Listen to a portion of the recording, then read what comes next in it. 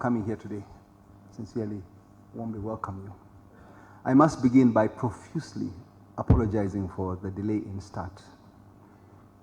Some things at times are out of our control. We planned for this meeting, but we had a call and had to deal with something urgent. But please accept my apologies and on behalf of the board, my personal apologies on behalf of the board. Company Secretary, quorum.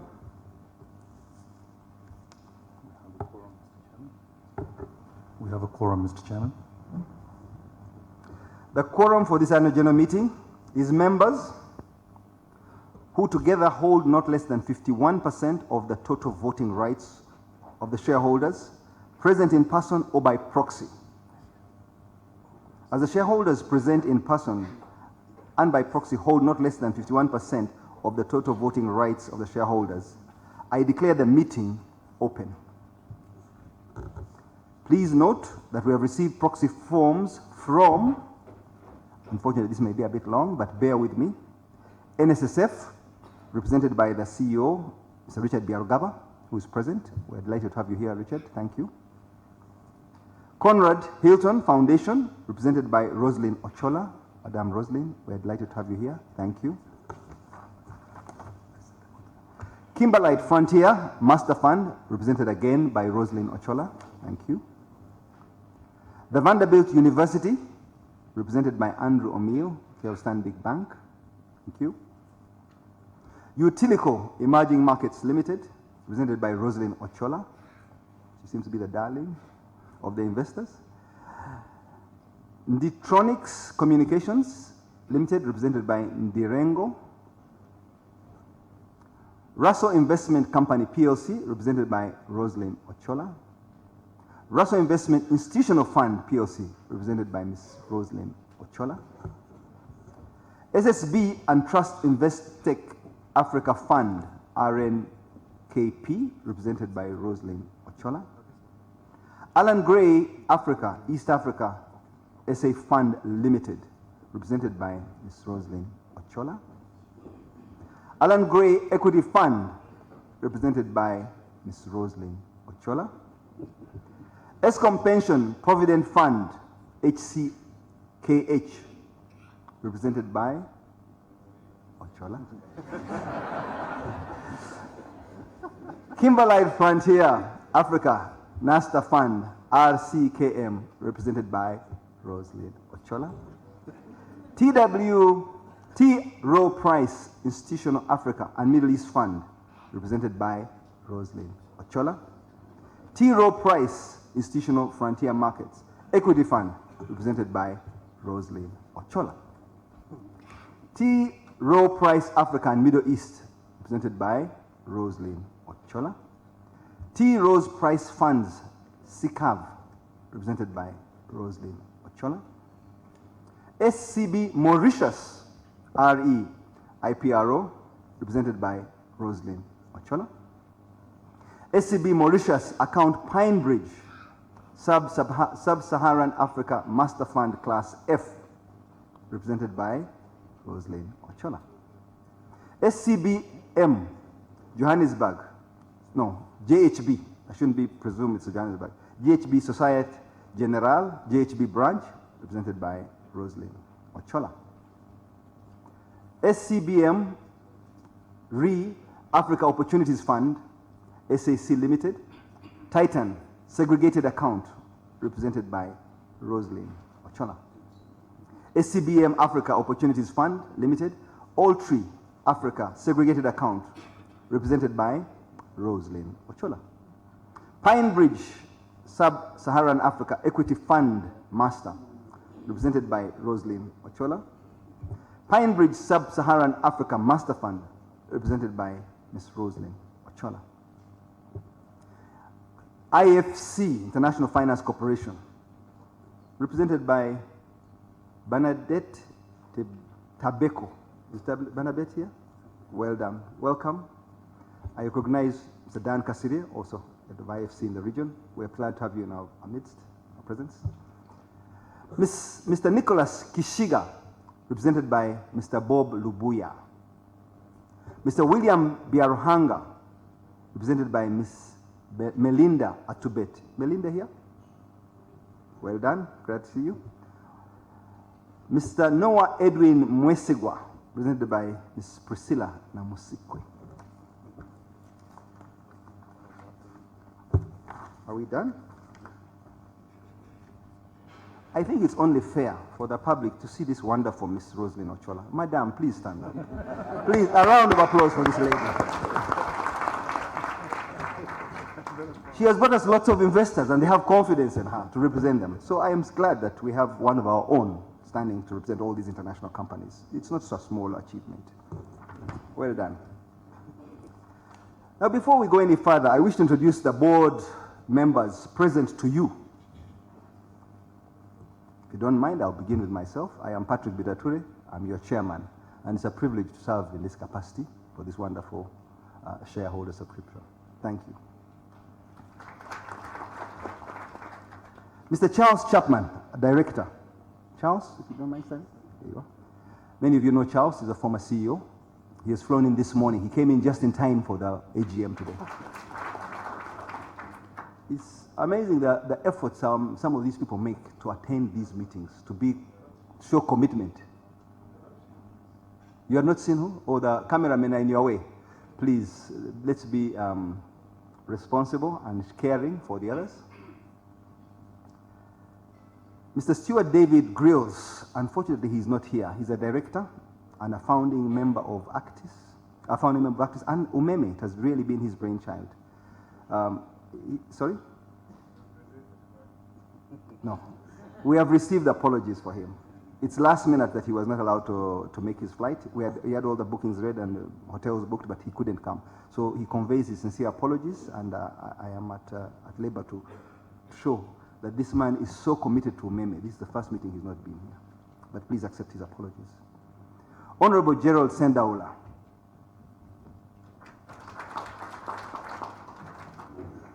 Pete Adrian Farling.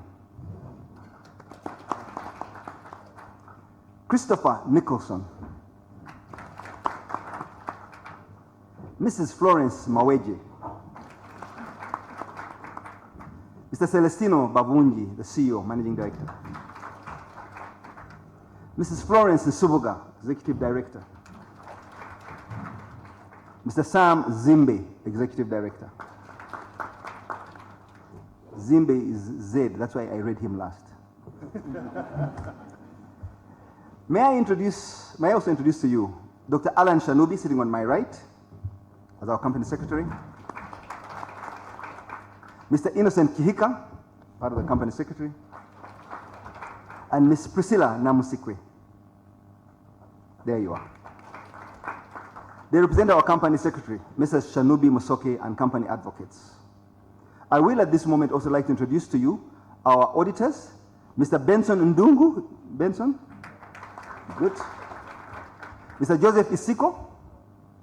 Joseph is around? In the crowd somewhere? Representing our external auditors. This firm is KPMG, Certified Public Accountants. So much for the introductions, and I hope now we can begin the thrust of the meeting. Since our last AGM, there have been some key developments concerning the company that the board wishes to formally share with you. Number one, Umeme Holdings Limited, Actis, completed the divestiture from Umeme Limited during December 2016, following the sale of its 14.3% stake to institutional and retail investors. Consequently, NSSF became the largest shareholder in the company at 23.2%. I think they deserve that. Mr. Adrian Mukalov resigned as a director of Umeme Limited on the 29th of March. Adrian was part of Actis, and he shall be missed. He played a crucial role, and his departure is not going to be easy to fill. But thank you very much in absentia, Adrian Mukalov. Notice of meeting. The notice convening the meeting has been in your hands and is presented on page 140 in the annual report. I hope you have all been given a copy of the annual report. Anybody who doesn't have, please, it's your entitlement. With your permission, I will take the notice as read. May I? Thank you. So may we quickly move on to the next item, which is to receive the annual financial statements for the year that ended 31st December 2016 and the directors and auditors reports thereon. The first item on the agenda is to receive the annual financial statements for the year ended 31st December 2016 and the directors and auditors report. If you turn to page 62, we shall go through to page 76 and then 127 of the annual report, respectively. You will find the reports of the directors and auditors, and with your permission, I will take these reports as having been read. I don't want to labor through them, splitting hairs. We can have a meeting that is structured and we deal with the business of the day. Or we can choose to test our intellectual capacity here and everybody goes through combing every small detail. I would appreciate if you trust your board of directors that we have gone through painstakingly. This report has been published for some time. It's been on our website. But we shall give you the benefit of going through the highlights. The CEO will take us through all these numbers and the auditors will take us through some of these numbers, rather than going through painstakingly. May I now invite the Managing Director to present the highlights of the 2016 performance to the members. Mr. Celestino.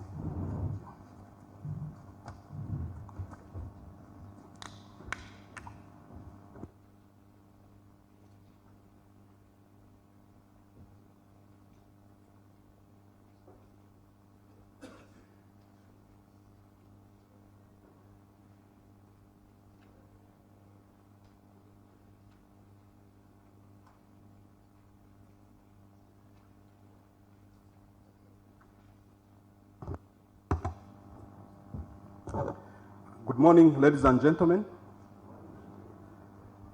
shareholders, in our presence, directors, senior management team, staff, ladies and gentlemen. I take this privilege to present, this is my, I think, third presentation at this annual general meeting of the 2016 annual report, where I will highlight the financial and operational performance of the company for the year ended 2016. You will find the major details of the summary in the detailed annual report, which covers all the information that is required to be published as required by the regulations. Last year was, from a Uganda perspective, was from Q4 2015 through the election period.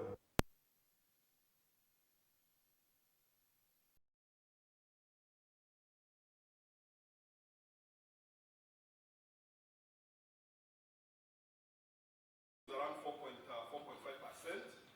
Inflation ran at around 5.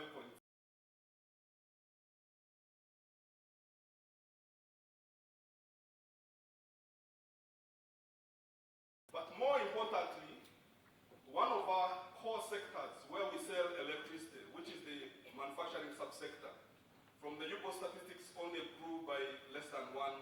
And from our side, we saw that coming through the amount of power and gigawatt hours we are selling to our industrial customers, as you'll be seeing from the report.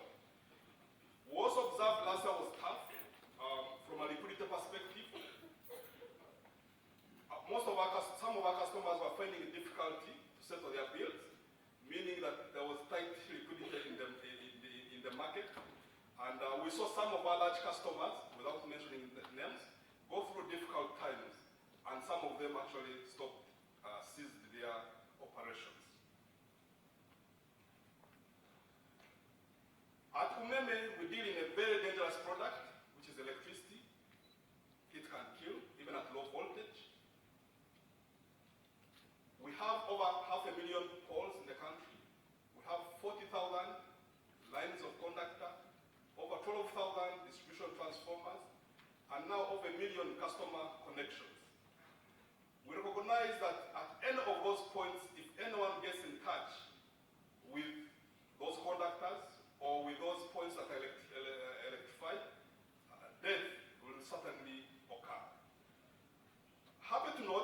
We continue to improve our safety record as Umeme. We focus on auditing the network. We focus on maintenance. This year we allocated an additional $2 million to the maintenance activities under O&M. We continue to invest in replacing or restoring network portions that are in dilapidated form. And also, we are considering a study to look at cities with the possibility of whether we can take networks in cities and major towns to underground. Observing from the recent unfortunate incident that happened in mid-April, where a truck had compromised our network on the Winton Road, and unfortunately, a member of the public driving by, I can say it was a near miss, it almost became a fatal accident where one of our members of the public was passing by and our car was hit by the falling infrastructure. Thank God he's still alive. Thank God through our insurance companies we've provided all the support that has been required, including evacuating her to Nairobi for treatment. She's back in the country and recovering and on course to recovery. So we really believe that these safety incidents, and as a company, we take them extremely seriously to ensure that they are addressed before they cause major havoc to the members of the public. Also, we invest a lot in public education, school visits, community visits, radio announcements, TV, commercials, print, on social media, encouraging members of the public to, one, report any network incidents where they see the network is compromised or where safety hazards have been identified. We take those reports seriously, and sometimes, depending on the severity of the incident, we switch off entire lines for the sake of protecting the members of the public. I call upon you again as shareholders, as owners of Umeme, and as consumers and members of our society, that please, whenever you see any safety-related incidents, don't pass by. Inform us. Inform us because you may be saving someone's life. Last year specifically, we had one accident in Jinja where a member of the public working around a pole unfortunately died because of a pole incident. But also we continue to note a reduction in incidents of where people are interfering with our network, either to steal power or build in our vehicle leave corridors or try to divert our lines. 18 incidents were on record last year, compared to the 28 that were recorded in the previous year. And to reaffirm to our shareholders that we have an ESG committee of the board that considers, among others, safety and environmental factors of the company. Sorry, what is ESG? Or environment, it's an environmental, social, and governance committee of the board. It's a subcommittee of the board that delves into the details of environmental and social and safety aspects of the business, including governance. Our customers, these are the most important people in our business. They consume our product, they pay the bills on which bills the entire sector is supported. Glad to note that we added another 150,000 customers to the grid last year. That's an increment of 19.8%. Just to be aware that due to global warming and changes in the weather patterns, we are observing the rainy seasons are now becoming very, very, can I say, I don't know which word, hostile, kind of gushy. Currently, when the rains come, they come with lots of wind. And given that the bulk of our networks are overhead, sometimes our lines go off. We apologize. We know some of our consumers are going through this pain, especially when it rains with lots of wind, and sometimes interrupts our ability to supply you with continuous supply. But we are doing whatever is within our means, whether with human capital or maintenance, or even calling on our contractors for speedy restoration of services. Good to know that 65% of our consumers are now on prepayment metering, and now this is contributing 16% of our turnover. We have noted positives from prepayment metering. Customers are happier because the 4 cycles where Umeme would visit to read a meter, to deliver a bill, to follow up on collections, all those interferences have been actually eliminated. Now a customer decides when to connect and when to disconnect themselves. And glad to know that last year also we implemented one of the major initiatives of taking cash out of our offices, so customers can no longer come to pay their bills in Umeme. What we have done, in line with technological developments, we've opened up all channels available for consumers to reach us to settle their bills. They can use all the mobile telephone companies on mobile money, all the major banks, and within the banks, you can use your mobile, you can use over-the-counter, you can use internet banking. Through all those channels, you can pay and reach Umeme. Through the points of sale, you can go to most of the supermarkets, and also you'll be able to pay Umeme. More importantly, recently, we launched in partnership with Barclays, an initiative where now anyone with a card, Visa, MasterCard, mention it, can pay his bill using his Visa or other cards. That means that wherever you are in the world, you can settle your bill, generate the token, and send it to your loved ones if you are not in Uganda. But more importantly, that shows that Umeme will continue to explore and advance with the developments in technology. We continue to encourage our customers on the self-service channels. As informed last year, we launched the Umeme app. On this app, you can reach us anytime. We are very active on social media. You can reach us also through that channel. You can reach us by email. You can reach us by text. What we have observed now, the number of customers calling us on voice calls has drastically dropped, where now 50-50 of the customers are coming through digital channels and others are coming through voice. This is not an isolated incident. What we have observed globally is that people are now moving towards using data, WhatsApp, Facebook, and all these communication channels other than voice.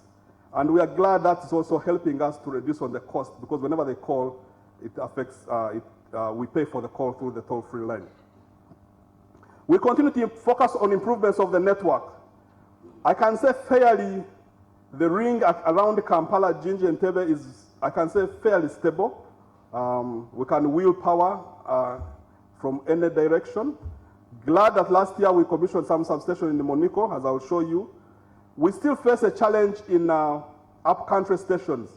For example, Hoima is 200 kilometers away from Kampala. The power to Hoima comes from Mutundwe, through Nansana, Kivoga, Kyankwanzi to Hoima. The challenge is, if there's any network interference along the 200-kilometer line, the end users in Hoima will be impacted. Same applies to areas like Gulu, basically areas where we have lines that are radio and not where we can't form a ring. We still experience outages. We are aware of it, and we are doing whatever it takes to ensure that we improve on the reliability of those supplies. But more importantly, the transmission company is building a backbone across the country. If you have driven around all the way from Kampala, Masaka, Mbarara, you reach Bushenyi, Kasese, Fort Potro, going to Hoima, connecting to Karuma, but also if you take the east route from Tororo, Soroti, they are connecting to Lira, Gulu, with a view of reaching Karuma, but also taking that line to interconnect with the West Nile, and also to connect South Sudan at the border. When that ring is complete, we believe further reliability will be delivered to our consumers across the country.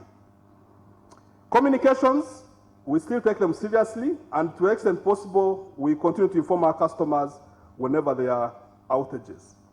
I can't say that we have arrived in terms of service. There's a lot to be done, but I believe we're on the journey, an improvement journey, to deliver the best service to our consumers. Our people, these form the core. Actually, We can't deliver value to shareholders and customers unless the interface, which is the people, is looked after very well. We continue to invest as a company in training and development. Last year, we spent close to $1 million in terms of trainings and developing, and especially building our engineering capacity. To reaffirm what I told you last year, that this sector suffered approximately a 5 to 10 year gap in terms of electrical engineering development.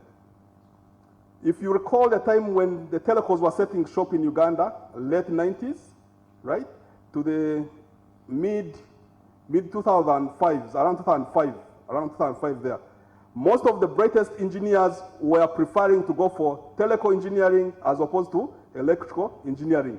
And that gap has come through across. What we have done at Umeme is we continue to take on every year at least 20 graduate engineers. Last year we took on almost 100 technicians. This year we are taking on more 100 technicians. And also working with the regulatory authority, we are taking on 30 more graduate trainees through an apprentice program. And we are starting to see the fruits. When we started this program 4 or 5 years ago, we are starting to see the fruits of some of the engineers graduating through that program. We can't take it lightly because the sector is growing at a terrific speed, given that the generation is also expanding. So we need more skills in engineering. We introduced a retirement benefit scheme for our staff, just as part of the retention and reward strategy. That was launched last year. But also a management incentive scheme, long-term incentive plan for 3 years, was introduced last year to lock in managers and align their interests with the interests of shareholders. The key performance measures for this scheme to kick in is driven by the company's ability to perform financially. And also our staff continue to be involved in a lot of community activities, including tree planting, outreaches to our consumers, as one of the ways of bridging the gap between the company and the communities in which we are operating. Investments. Investments form the core of our financial performance. Given that we are given a return on investment on capital that we put into the business. Glad to note that the company has crossed the $500 million mark in cumulative investments that have been implemented over the last 10 to 11 years. Last year was significant. We completed one of the biggest substations. It's in Moniko.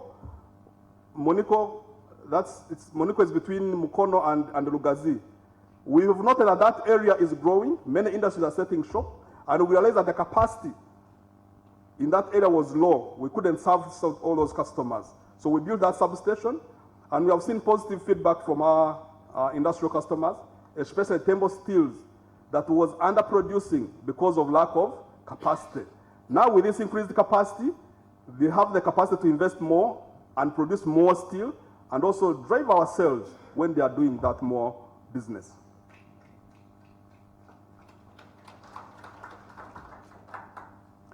The other key investment we did last year, as you'll see, that box, is the government of Uganda. We all know that the government is sometimes slow at settling its bills, and sometimes we go into running battles. Government represents 7% of our turnover. As a solution, with support from the Ministry of Finance and the Ministry of Energy, we rolled out the first of its kind solution. We looked around the world for a prepared solution for large consumers. It was not there. And through the innovation of I really credit these metering and technical engineers in Umeme, we partnered with a company from China, and they developed a solution, the first of its kind, for prepared solution for government of Uganda installations. We believe through this solution, government areas will be deterred. You may have noted in the press, prison saying, we have been cut off. But we are telling prison, you have cut yourself off.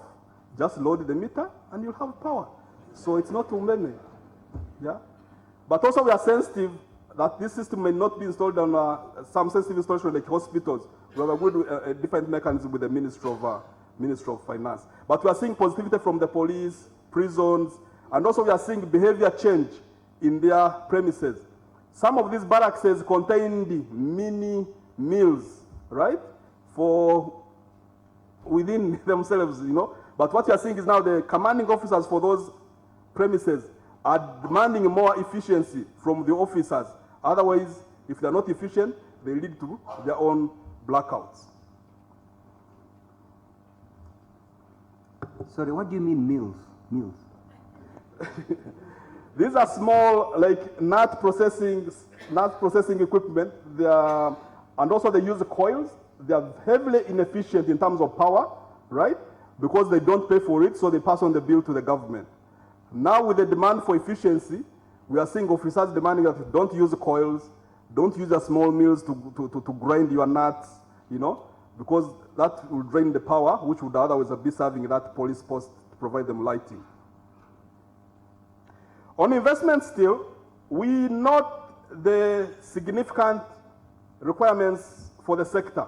We are all aware that there are significant investments being done in generation to complete Karuma, to complete Isimba, plus other investments that are being done in generation. And at Umeme, we continue to look for projects that will continue to expand the network to ready it for this increased capacity. To know that our maximum demand last year peaked at around 540 megawatts, that's local demand, and to assess, that's less than what the power that will be gushed out of Karuma. So it means we have to continue investing in new substations, new lines, new transformers, and connecting more customers to ready them for this new generation. Also, we note continued growth in sales. You will know that gigawatt sales, the unit sales only increased by 4.4%. As I indicated to you, our average increase has been always 7 to 8%. Now, because of the reduction in industrial production, we saw a reduced growth in sales to industrial customers, which again impacted the actual growth in kilowatt hours for total business. Regulatory performance. On top of the capital investments which we earn a return, the company's financials are impacted by 3 other variables, which is how you perform on your energy losses, how you perform on your operating costs, and how you perform on your revenue collection rate. To note that our loss performance last year, we closed the year at 19%. We know we are off the mark by 2 percentage points. And management is fully aware and working hard to continue reducing energy losses, because not only do they affect our financials, but also it impacts the pricing of electricity. But to note that we started slow. At mid-year, we published that our losses were at 19.3%. In the second half of the year, we achieved 18.9%, and specifically in quarter 4, the actual losses in that quarter were at 18.5%. And our first quarter this year has been running at around 17.8 or thereabout percentage points, which demonstrates that yes, for the full year we're at 19%. We're off by 2 percentage points, but this year we are working around the clock to ensure that we move closer to this year's target of 16.2%. Revenue collections, despite the tight liquidity in the economy, we managed to collect at least 98.4% of the revenues that we billed last year. Our target for the year was around 98%. Then also we continue to observe positivity in our operating costs. In shilling terms, they reduced by 5 percentage points, but in dollar terms, we see that costs continue to reduce.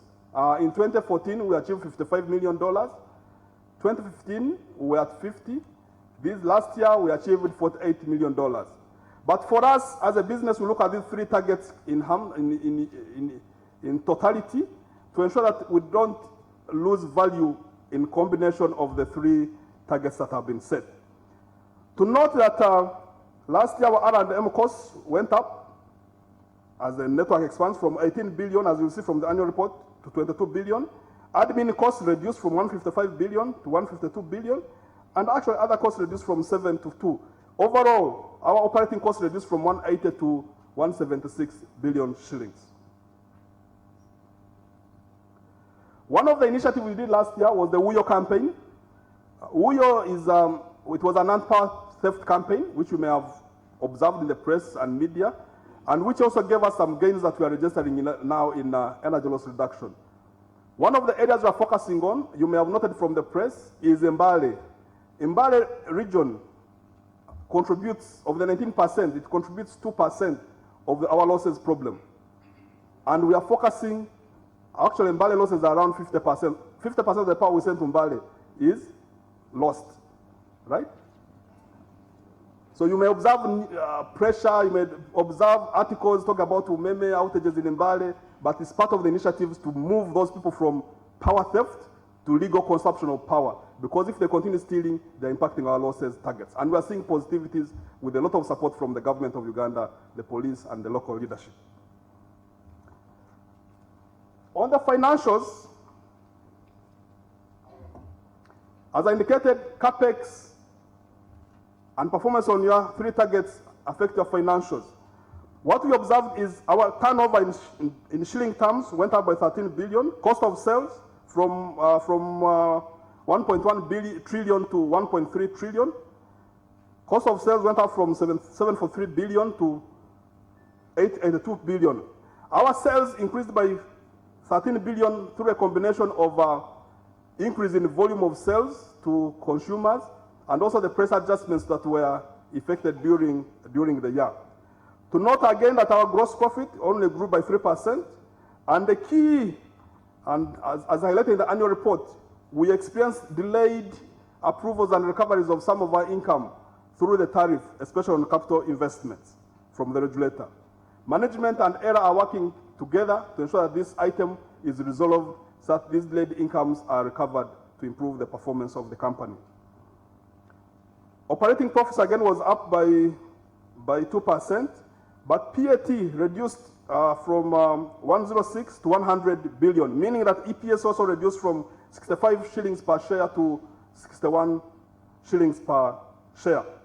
More importantly, we know that also there is increased financing costs, which is between the operating profit and the PAT, which again impacted, notwithstanding the performance on the regulatory front that reduced our income, but also the financing costs also kicked in there and reduced our total profitability of the company.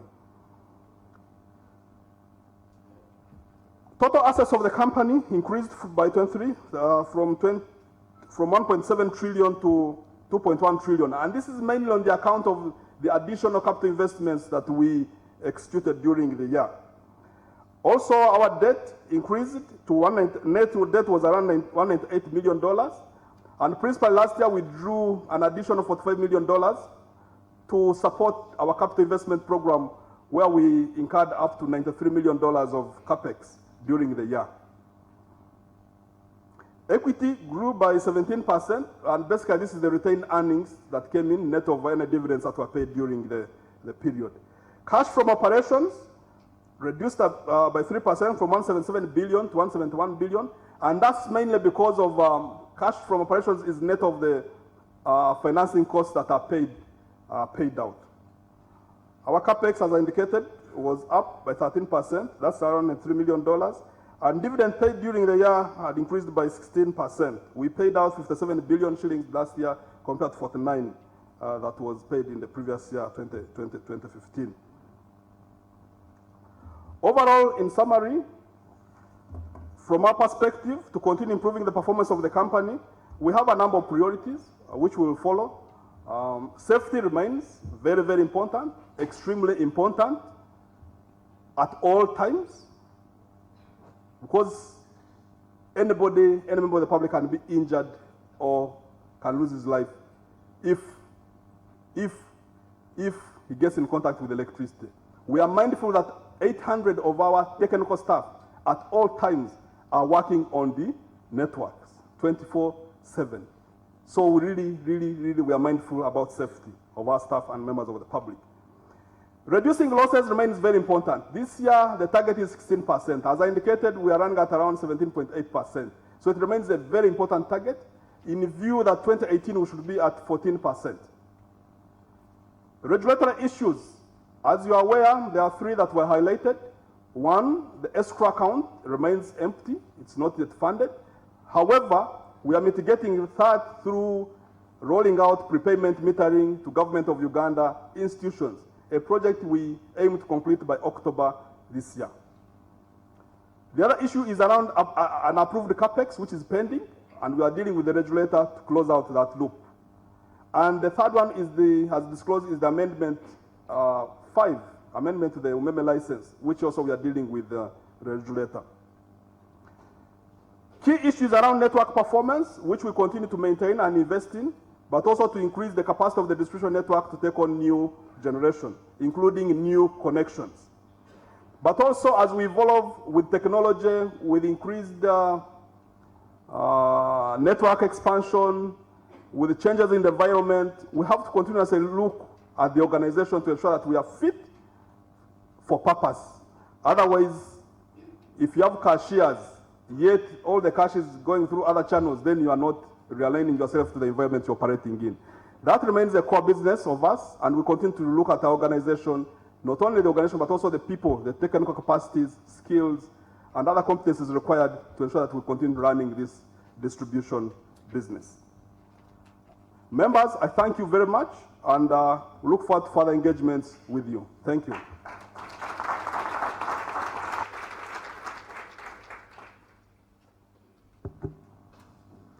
Thank you, Celestino. Probably give him another round of applause. That was a good report. You know, in Uganda, we have this thing. When someone does well, give him another round of applause. In other countries, when someone does exceptionally well, they give him a standing ovation. Here, if you stand up, they think, what's wrong with you? Anyway. Now, before I propose the adoption of the financial statements, I'd like to request the auditors present their opinion on the accounts and then invite any questions thereafter. So if you have a question, I know it may be burning, please let's hold it and get this out of the way. So if I can invite the auditor, Benson, please.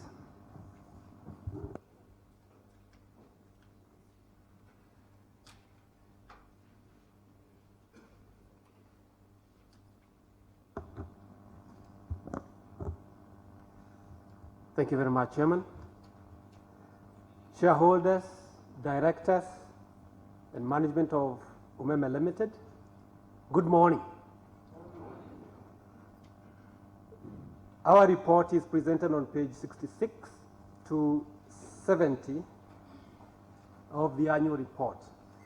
Chairman, with your permission, I'll just take a few seconds and give a background as to the nature of the audit report that you find in the annual financial statements for this financial year. Shareholders, you will realize, and you may have noted, that the audit report is different from what you have seen in the past. It is much longer. It contains much more detail than you have seen in the past. This is a new format of the audit report. It is as a result of changes made in the international auditing standards by the International Auditing and Assurance Standard Board, a journey which started in 2009 and became effective from the annual audit of the financial statements ended 31 December 2016. So this is the first year that you're seeing this audit report. It gives increased disclosure on the responsibilities of the directors and of the auditors. It also introduces new items that are referred to as key audit matters. Now, the two standards that changed is International Standard on Auditing 700, which gives the structure of the report, and then International Standard on Auditing 701, which introduced key audit matters for listed entities in particular, like Umeme. And that is why you find we have that new item in the audit report. And now I'll go to the report, and I'll not seek to read all of it, I'll just highlight the key salient features. Report of the independent auditors to the members of Umeme Limited. We have audited the financial statements of Umeme Limited set out on pages 71 to 133, which comprise the statement of financial position as at 31 December 2016, and the statements of profit and loss, statement of other comprehensive income, statement of changes in equity and statement of cash flows for the year then ended, and the notes to the financial statements, including a summary of significant accounting policies. In our opinion, the financial statements give a true and fair view of the financial position of Umeme Limited as at 31 December 2016, and of its financial performance and cash flows for the year then ended in accordance with International Financial Reporting Standards and the Companies Act of Uganda. With regard to key audit matters are those matters that, in our professional judgment, were of most significance in our audit of the financial statements of the current period. These matters were addressed in the context of our audit of the financial statements taken as a whole and informing our opinion thereon, and we do not provide a separate opinion on these matters. We identified 3 matters that we've highlighted in that report, which relates to revenue recognition, and the detail is given in note 3 to the financial statement. We also identified the growth factor revenue and tax iron adjustment, which is referred to amendment 2 and 4. So the effect of that, the amendment 2 and 4 with regard to the power supply license. And the details are again given in notes 3 and 18 in the financial statement. And also we identified accounting for intangible asset as a key audit matter, again because of the significance of the amount and the time that we put in as auditors in addressing that. In our report, we've highlighted what we did to address those 3 areas as part of our audit process. As required by the Companies Act of Uganda, we report to you, based on our audit, that we obtained all the information and that we considered necessary for the purposes of our audit. In our opinion, proper books of accounts have been kept by the company so far as it appears from our examination of those records, and the statements of financial position and comprehensive income are in agreement with the books of account. The engagement partner responsible for the audit resulting in this independent auditor's report is myself, CPA Benson Dongo, practitioner number P0116. The report is signed by KPMG and dated 31 March 2017. Thank you.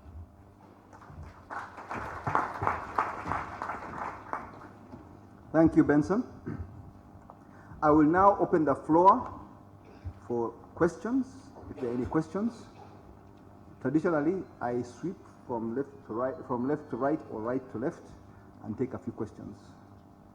Anybody would like a question, you will raise your hand, you will say your name or whichever institution you present, and then you make your question. Please keep it to the point, and let's move on in a business-like manner. Thank you so much. My name is Cliff Keys, or Cliff Mutebi. I'm a shareholder. But my first question is about when and where do you make the announcements for these annual general meetings? Because for me, this is the first annual general meeting I've attended. The second question, according to the report, I see an increase in profit making of Umeme. So I also like to know, do also the dividends increase as the profits increase? And how do I know that I've received my dividends? Thank you.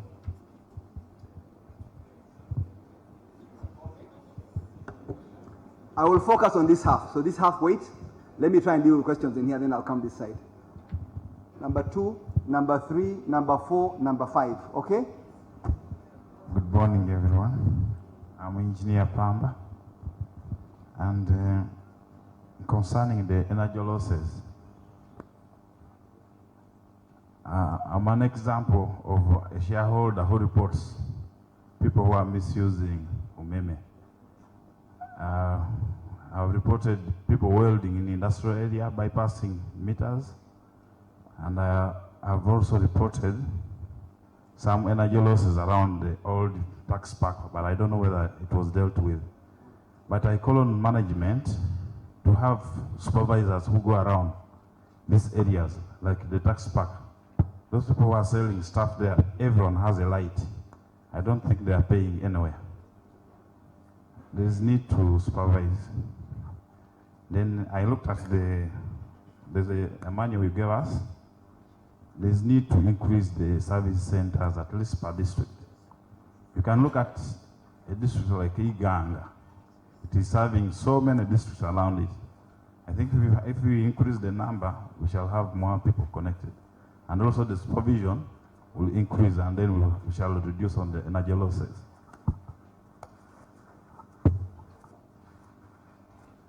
I think that is enough.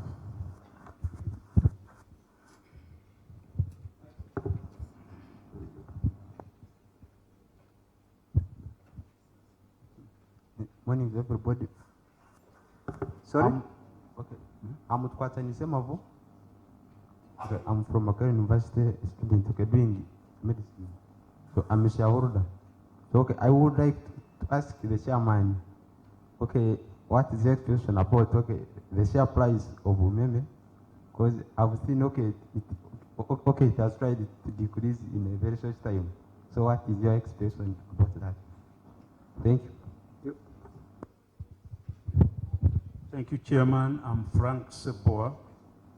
I'm a shareholder. My love for Umeme has grown looking at the loss reduction levels, and I want to put that on record. Thank you very much. However, I want to comment that this prepayment arrangement with the government agencies perhaps ought to quickly extend to industrial people. Because now when you go for a prepayment and you're on 3-phase, it's a bit of a hassle. But it should be extended so that even those of us in industry, if we are in industry, we can switch ourselves off or on. Finally, my issue on prepayment, the domestic ones, is that we have people, crooks, I want to assume, up the polls who meddle off, play around with those units. Then when the correct people from Umeme come, after you've lost your supply, they say, you must have been playing with this. I've become more or less of a policeman in my area. Whenever I see anybody up there, I say, hey, you guy, where are you? Oh, contractor of Umeme. Can Umeme try and educate us on regional basis? Who are there, your contractors? Because you get too many names, and you say, calm down, can I see your card? You say, I'm a contractor anyway. On one occasion when I insisted, when the money came down, he ran away. I hope we can do this a bit more. Thank you.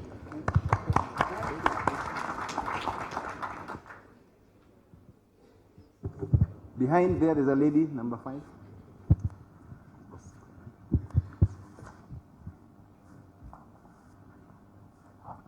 Thank you so much. My name is Catherine. I'm a shareholder. Mine is on the debt that MD said they drew of I think about $90 million. Is the debt the same interest as the other facility that you had earlier on, or are there any terms that are new? Then on the CapEx, you said that there is an amount that the regulator has not yet approved. I would like you to give us a figure, how much money is due from the regulator. And then what do you have in place to make sure that any other CapEx that you have to do is approved by the regulator, maybe prior to the expenditure? Then lastly, I looked at the financials and I see that the biggest amount of money is recoverable in the, maybe say, next 5 years. And yet we are getting towards the end of the concession. How are you likely to recover the biggest tranche if even the government has not renewed, or we don't have any clear information about your discussion of the concession? Thank you. Bugalo. Very intelligent questions. I think you should work for us. Okay, let's have a response to these 5 questions. I'll come back to you to give you another round.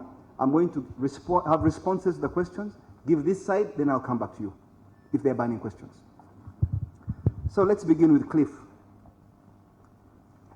You are asking, young man, how do we communicate? Do I have an expert from Umeme to handle this? CEO, you want to handle this?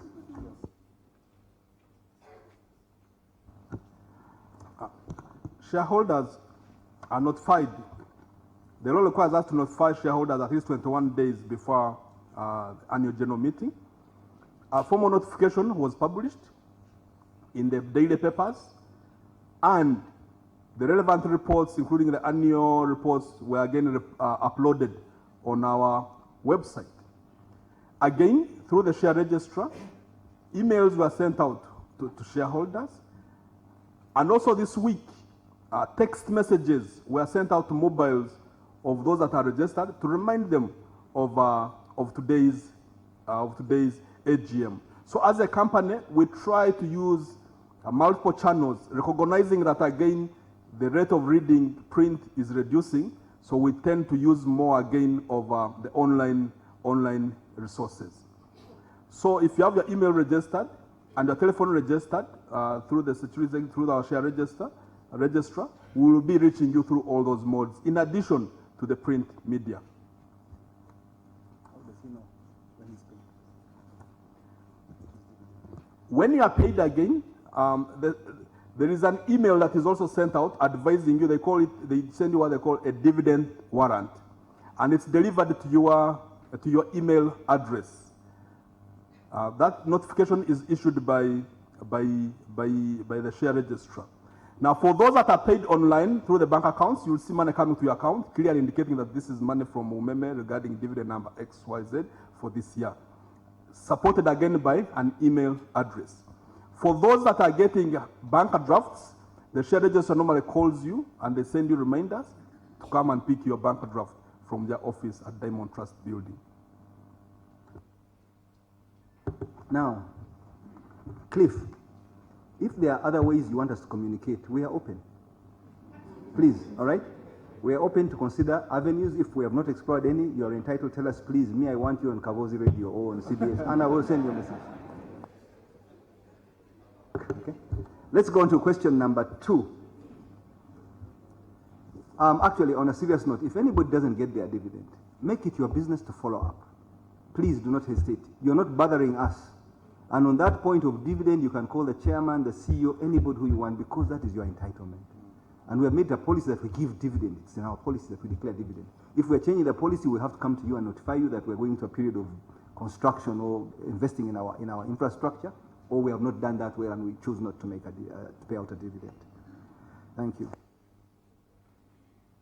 Engineer, on the question of losses, again, I'm going to ask Celestino to comment, and maybe Florence, about these losses before I make a comment. Thank you, Chairman. I think this one, let Florence go through the details on this question. Thank you. Thank you, Engineer, for the question. Just to highlight further on top of what the Managing Director has communicated, following a successful advocacy program, which will continue, we have got traction from from the judiciary. I'm glad to report that utility courts have been set up, a utility court has been set up to give priority to prosecution of power theft. Of the 19% that we lose, we estimate that 7% of that is through theft. And that represents about 70 billion shillings annually. That also impacts the tariff.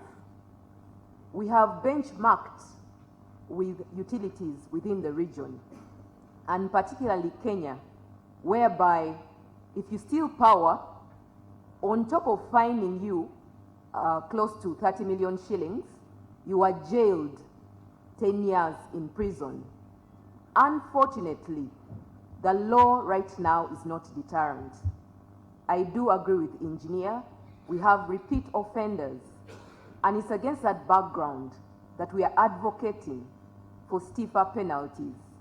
And through our programs, I'm glad to report that we are gaining traction, and we are participating in the process of reviewing the amendments in the Act, of which power theft is part. And we believe that if these repeat offenders are charged, that the vice will reduce. Internally, we do have an integrity department. We do have a prosecutor that is seconded to us. So through our advocacy programs, we've been able to get traction in terms of support, and we encourage the public, particularly our shareholders, to report, just like Engineer is doing. And we believe that once this law is passed, it will go a long way in dealing with those repeat offenders. Thank you, Florence. Engineer, on your losses, if I can comment. The other day I was driving from Ibanda, and I normally leave early to come in early, but that day I was held up, so I came in late at night. As I came through Masaka was like driving through New York. The lights were everywhere. And I was wondering what's going on here. It is insane in the industry. This insane industry. I said, are all these people paying for this power? I called Florence, because she's our tough lady there in operations. What the hell is going on? I said, stop. You get in your car, come and see what's happening here. Because it can't be, we're losing so much in power theft here. These people cannot be paying for electricity. However, she gave me a response, and I'll let her give a response to that. So, by the way, for my foreign delegates here, they don't know what insane in the industry is. You see, you guys eat crisps and tacos and things like that. You don't know what you are missing. There's a thing called insane. These are grasshoppers. These grasshoppers are something else. You got to try them. I know, you got to try them. So I'm sorry that I'm being presumptuous. You know what insane is. We have a huge growing industry of insane, and we're trying to find a way. If we can export them, maybe they can pay for the cost of power. Otherwise, in my mind, I was thinking maybe we as Umeme should buy these people solar lights, if they can light up and they have enough light to attract Nsenene, so that they're using free power, and we make a one-off investment. Otherwise, we're losing too much power to Nsenene. Florence, what are you doing about this Nsenene industry? Thank you, Mr. Chairman. We have worked with Nsenene harvesters. They have an association. They are nomadic customers, so it's not easy to meter them. But we have engaged them, and we have computed the amount of power that they consume. And we have agreed, you may have picked up an article in the papers where they raised issues about the charges, but we have agreed based on their consumption on a charge, and they do prepay before they harvest. So we collect on average about close to 1 billion shillings annually from the grasshoppers. I'm not saying they are contained 100%, so we have to be on the ground to monitor that business. They are not contained 100%, but we meet with them regularly to agree on these matters. It's still a menace. They interrupt the supply to our customers. So it's an area that we are watching very closely. Okay, now to help you again, to put things in perspective, allow my comments.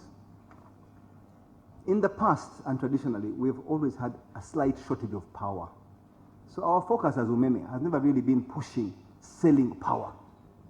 Our focus in the last almost 10 years had been really changed to demand side management, DSM. We are managing demand. So we're involved in giving out energy saver bulbs. Instead of trying to milk the customers, make sure you spend more, like other businesses, telecom, trying to discount and encourage, we were doing demand side management. Fortunately, I say fortunately, once we've got Karuma and Isimba, the game will change completely. We shall be encouraging people to spend, but responsibly.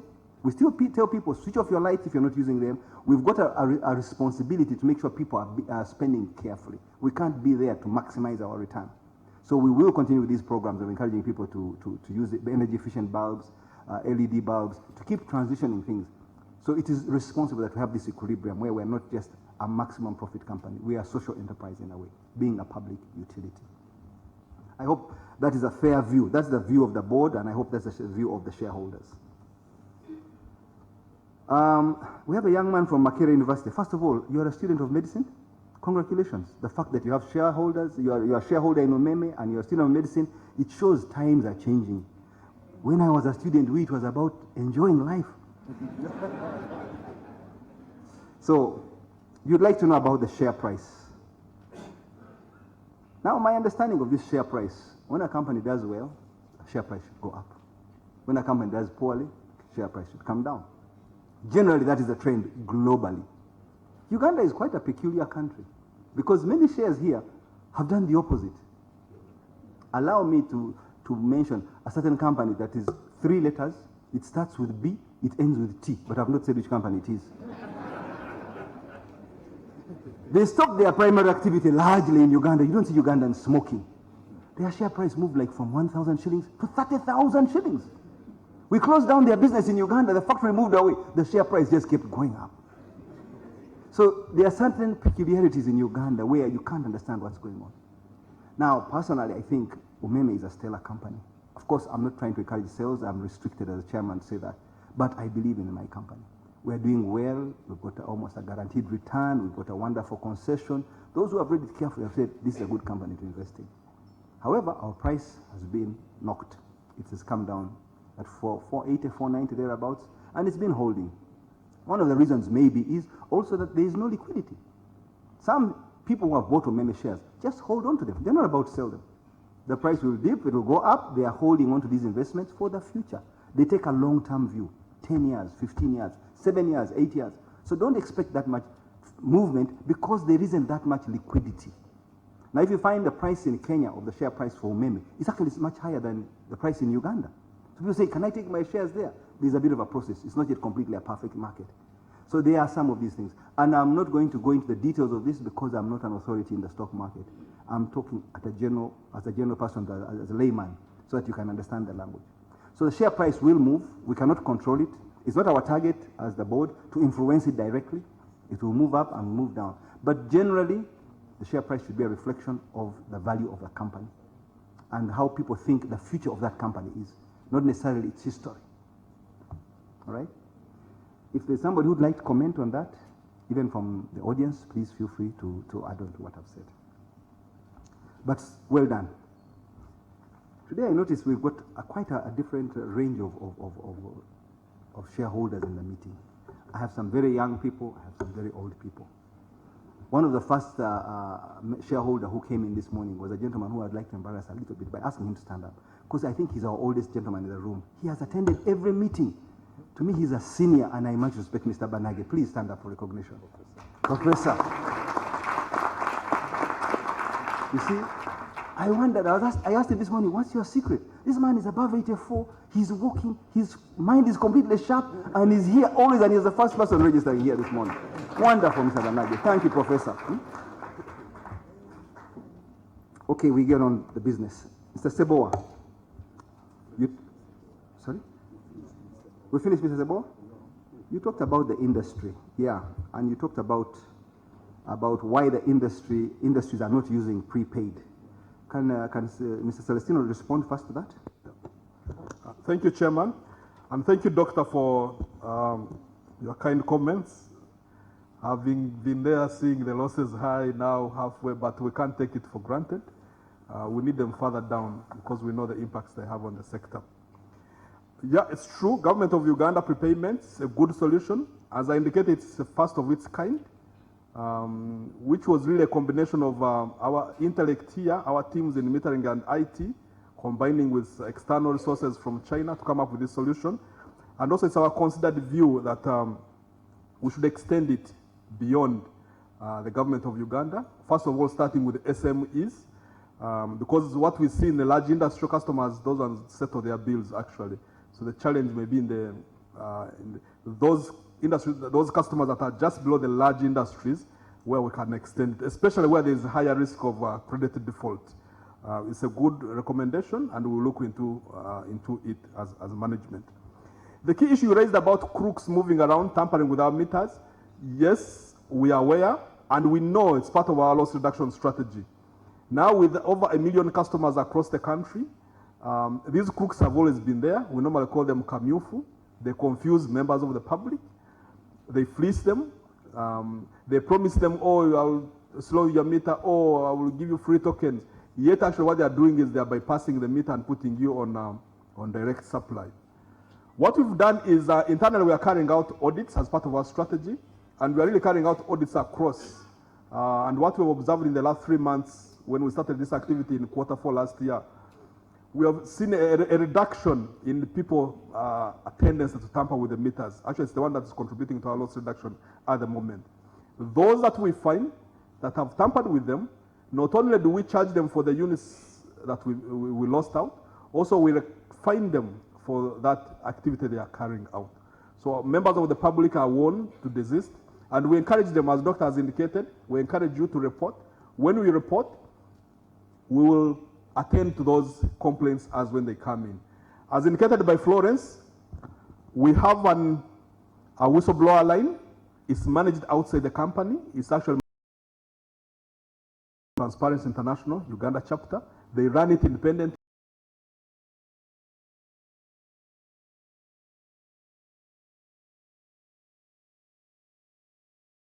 This. And also, we are lucky, one, the IGP has seconded senior police officers to support us, so they investigate these cases.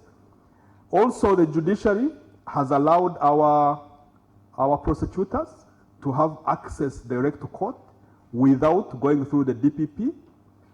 Again, noting the significant amounts of economic crime resulting from power losses and infrastructure, destroying road signs, stealing towers for transmission, towers for telecom, and also the wildlife antiquities. A special court was set up by the Chief Justice to deal with utilities. So what that gives us is that when a matter is reported, we investigate it. We have police officers certified to bring this evidence. We have our prosecutors who move faster to court, and we have a specialized court. And a number of culprits have actually been sent to prison for years resulting from this process. And we believe with a change in the law, where the recommended penalty now has moved from, was it 20,000? Maximum was 1 million. Now the maximum penalty under the proposed amendment to the Electricity Act, the maximum is 50,000 currency points, which is equivalent to 100 million if you are going through power theft, or being jailed for 3 years, or taking the two sentences concurrently. We believe through these investigative and punitive measures, this will be deterrent enough to make people desist from tampering with our infrastructure. Thank you, Celestine. Then on the contractors, we've engaged them, and it's good you have brought it up. We're working on a mechanism for identification. What we now have is, instead of having many contractors serving an area, we're now dedicating specific contractors to specific areas. And it's true now that you have brought it up, we have to communicate now to consumers saying, in your territory, the only contractor authorized to operate on our network is X. Anyone else found in here is illegal. And thank you for that advice to us. Thank you. Thank you. On a similar point, when you talked about the industries,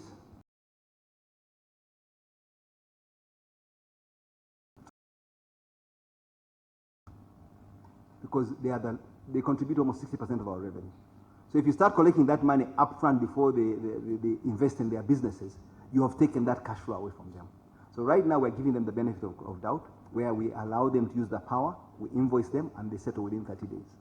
So it will be a big impact on them, especially during this period when it is. But what is important is, because we are doing this for these people, they should not steal power, because they're the big users. So what we have done, we have got bulk meters now. We have invested in bulk meters. So you have your meter at your factory, let's say Mukwano or whoever for argument, or Munyonyo Hotel. Your meter is there. But away from you, we are also metering from the post, about 1 kilometer away. We know this power that is going to you is dedicated to you. So we can monitor. If you fiddle with your technology around your industry, and at one time we had these steel industries who were consuming so much power, but their bill was very small. And they had brought in engineers who had rigged their building in such an interesting way that our engineers could not find how they are stealing power. So we put the meter at a distance. So we manage from above and we manage locally.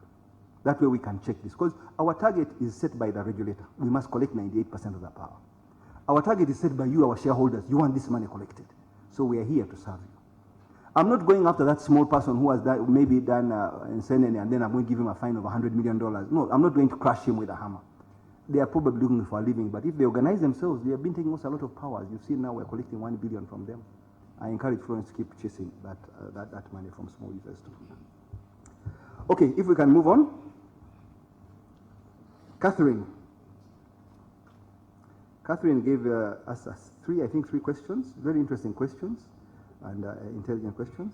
I think this is for somebody above my pay grade, Mr. CEO. Please. Okay, thank you, Catherine. The questions are pertinent. The The first one was on the additional $45 million that was drawn. To confirm again, it was on the same terms as the existing facilities, and it was syndicated within the same three lender group. Stanbic Bank and Standard Chartered Bank. In terms of pricing, it's at LIBOR plus 5. So it's the same terms as the old facility, which we are running with the three lenders.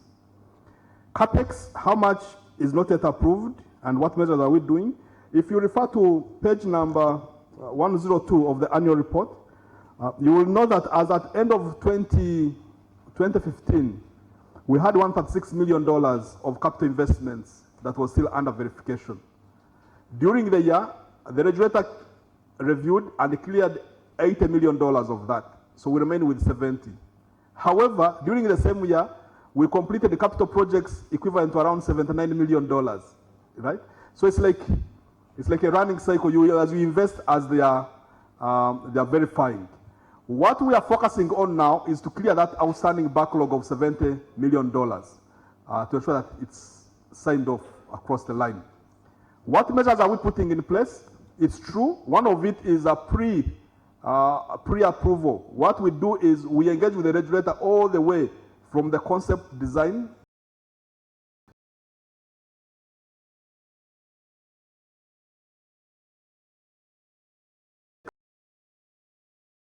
and verify the investigation. It will help to reduce on the information gap between what the regulator thinks and what he wants and what we are doing as a business. We recognize a significant issue, but we are prioritizing as management and with support from the board to ensure that it's dealt with and closed off.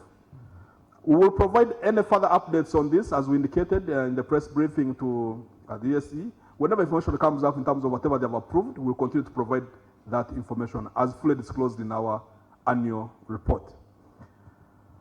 The last one was on concession. I know the chairman will talk through on the concession, but to reassure investors, shareholders and investors that there is a mechanism built in the agreement that if the concession comes to an end in whatever form, for instance, as members, as a company, you can decide to walk away from the concession and say, enough is enough, we don't want the concession.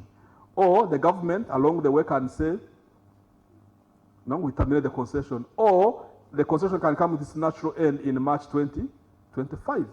Or you can choose the option of extending the concession beyond 2025.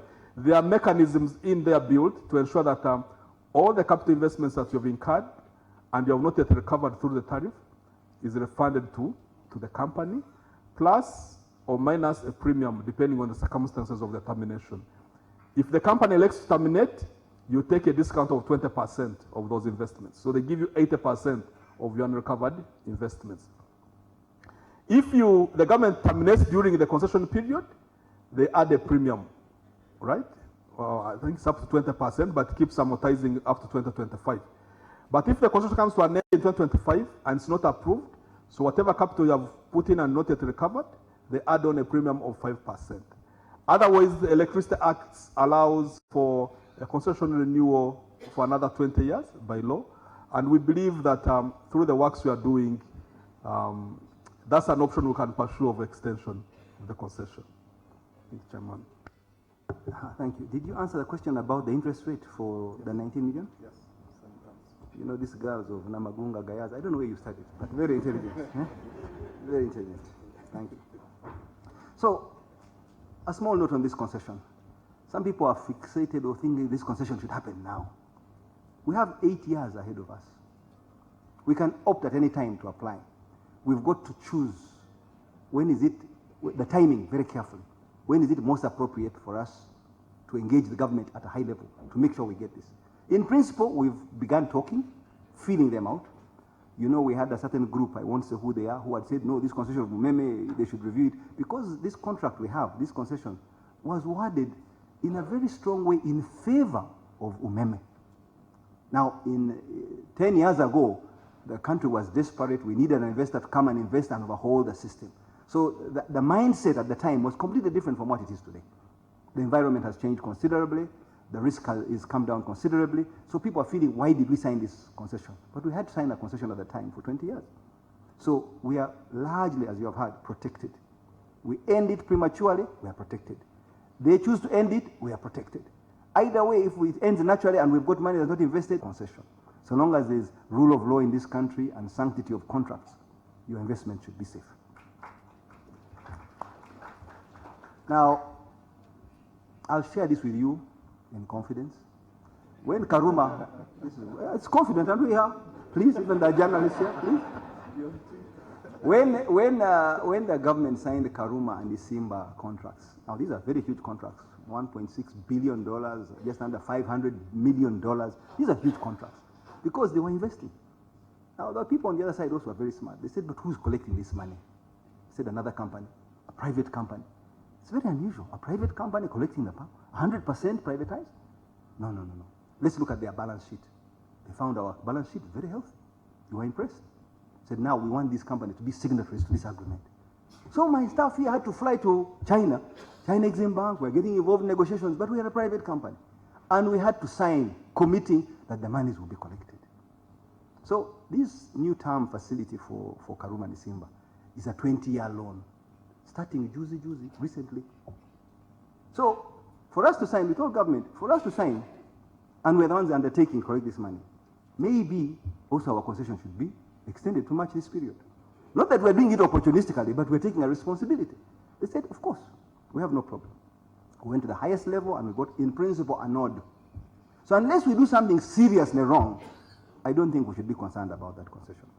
However, as good business people, if we do good business, really good business, show that we have invested in an infrastructure, evacuated this power that they are going to generate. Because Uganda, for 50 years, we were working with under 500 megawatts. In 2019, 2020, we shall have 1,000 megawatts just dumped on us. We've got to evacuate that power, otherwise they'll have a problem paying for it. The only way to do it is bring the tariff down, get demand up. Certain things will be done, creative things. But if we do it effectively, the question of concession doesn't matter. It's like when you've married a woman you've had 5 children or 6 children. Then you're telling me now to formalize our marriage. It's a good thing, yes, to formalize. But after 6 children, you're telling me to formalize now. So I'm saying, please don't take it in a negative way, the ladies in the room. So let us invest in our infrastructure. Let us do a good job. I'm sorry if some people are offended. Please take no offense. All right? I've brought it right down to colloquial terms. All right? No pun intended. All right? Let's move on. So Catherine, a very good set of questions. Can I move to my left? I will take 5 questions. Number 1 at the front. Number 2. Number 3. Number 4. Number 5. I will continue, don't worry. Maybe you'll take 6. Okay. I've just done the right.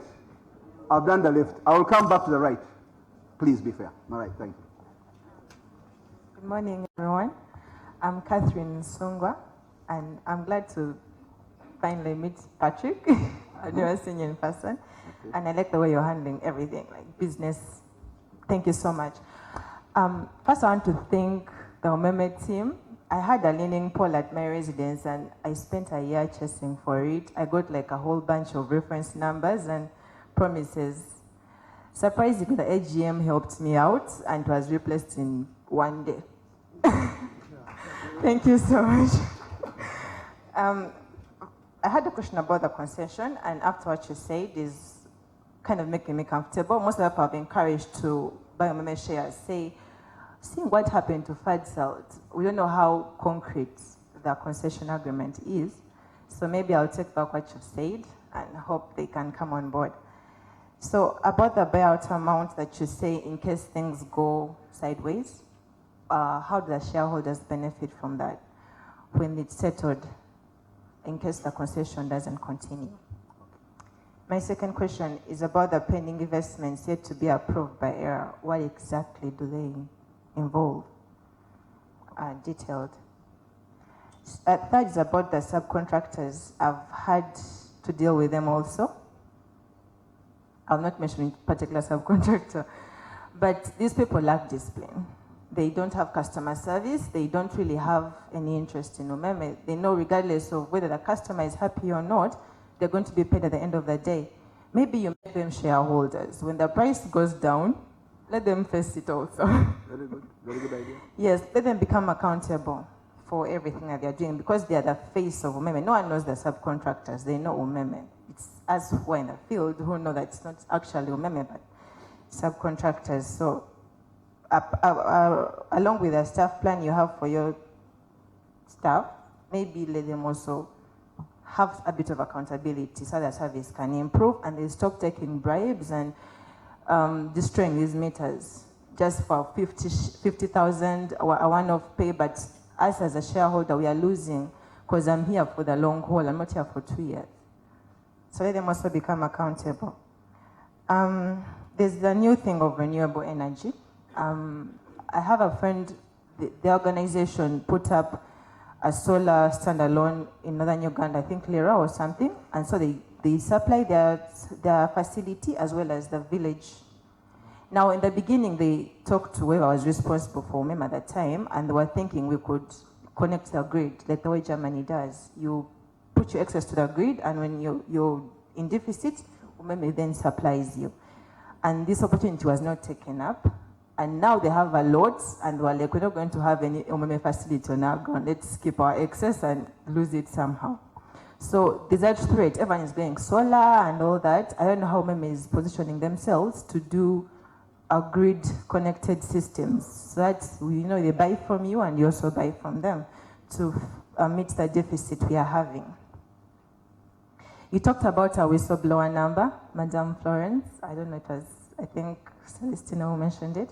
What is it? Because we see so many, as a shareholder, I'm personally invested. I don't see my neighbor stealing power and going like, well, I want to collect all these reference numbers and hoping someone will show up and probably charge me when I'm renting. So where I was the post-paid meter and it had not been running like for a year.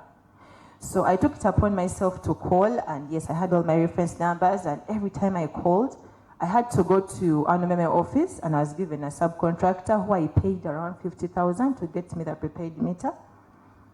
And I don't know how that works, but not everyone can afford the 50,000 to get that prepaid. I'm personally invested, so I took a charge. But if I'm not, I don't really care. I will enjoy the free power because they're charging me 50,000 to bring me a meter supposed to be free of charge. So please, rein in your subcontractors. Thank you. Thank you, Catherine. I think this is another Namabunga.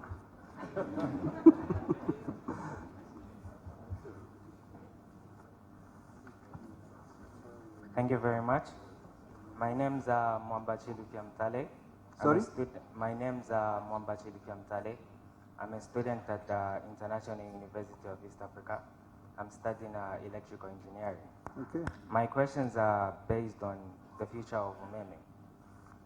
With the invention of solar energy and Tesla company headed by Elon Musk being the main players in the solar, or rather electricity revolution, is Umeme going to diversify into solar, or rather be a player and game changer in the solar revolution?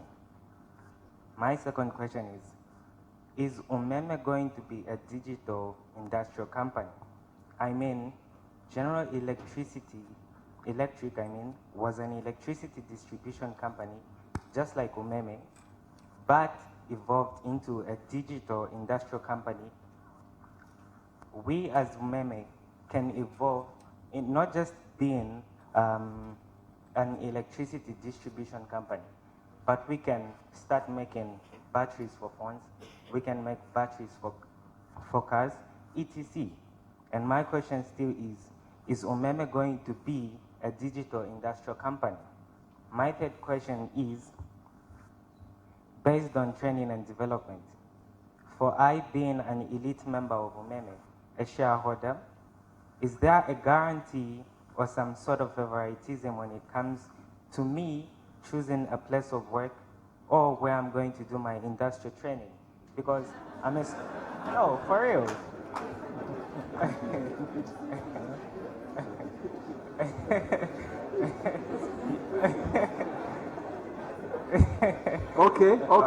Okay. Now let's keep the questions tight, all right? Yeah. Mm-hmm. You laugh, but it's true. Because I'm a student of electrical engineering and a shareholder in Umeme. So when it comes to choosing where I'm going to work, or rather do my industrial training from, is there a guarantee that since I'm a shareholder, I'm going to do my training from Umeme? Not a guarantee. Thank you. Those are my You get a first-class degree and I'll give you that job. I promise you, I will get a first-class degree. Thank you.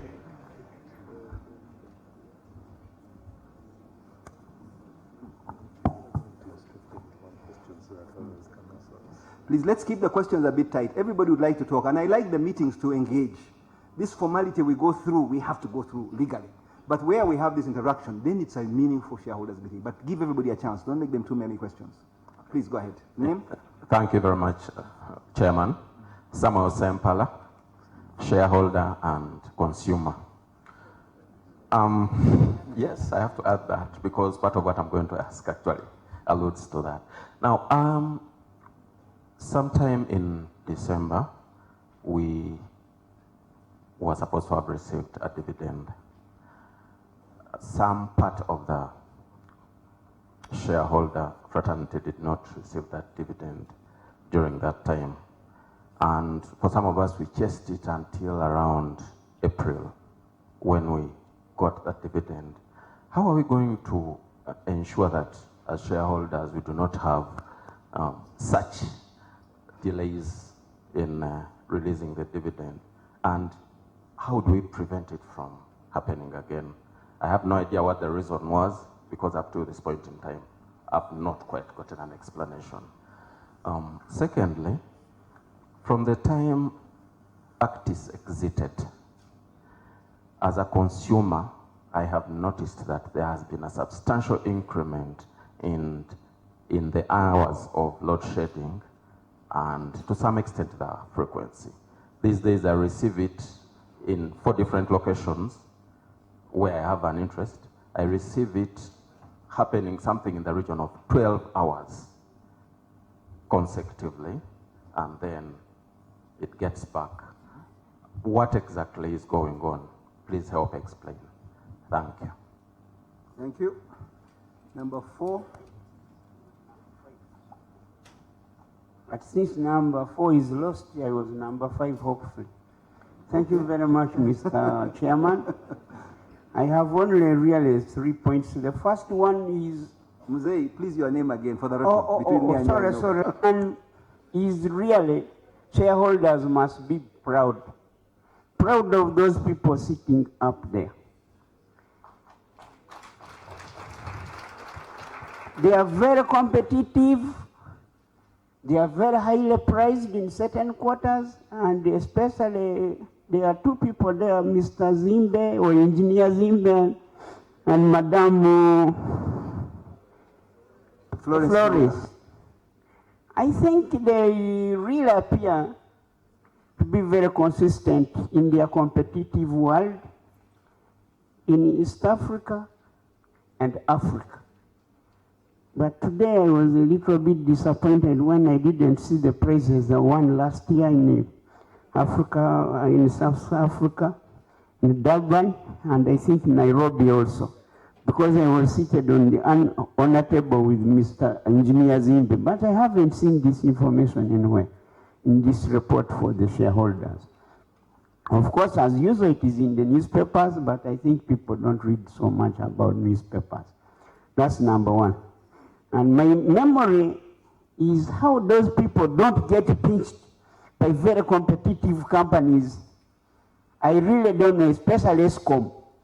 I think ESCOM is very good at skipping, at pinching very, very highly valuable employers. So I think the shareholders should give them a clap that they still resist those opportunities to go away. The second one is to highlight the importance of we shareholders keeping strong. Professor Wanag is a biologist, so I'm sure he knows how to work around his diet and all these things, but much more. If you have business in town, park your car in one place and walk the rest to offices and don't take lifts. I'm sure you will imitate Mr. Wanag. Thirdly, about the quality of work. The quality of work is very highly priced, but also lucky. Because I happen to have climbed those poles many times when I was a young man, in the Monster UEB. But it's very disappointing to see wires which are just connected, fuse holders which are no longer there, and they have a strip of the wire from one point down. And because one of the contribution about the losses is if you are going to replace or to work, instead of putting a pole and pulling down the fuse, you have to switch off somewhere, climb, and then string your wire again across the points, and then go back and switch. That hour lost is very important, depending upon where that pole or tee-off is, because it may be near the hospital, near a factory, or offices. Since now offices are in rural areas, you are working on the computer to do your report, and everything is lost. So, Mr. Chairman, that quality, those fuses, they really get annoyed, because to see a fuse hanging, a fuse wire actually, hanging across the points, I don't know. Then there is the technical name is for those engineers, but they are termination boxes. What has happened to the covers? Because those covers, I think, are made by materials which are not edible by even rats. But it's very disappointing to see these cut-out fuses just hanging in there. Lucky enough, people who have this, who don't like their lives, I think, haven't found the quickest way of ending it. Because once you reach that terminal box which is open, I don't want the police to come after me.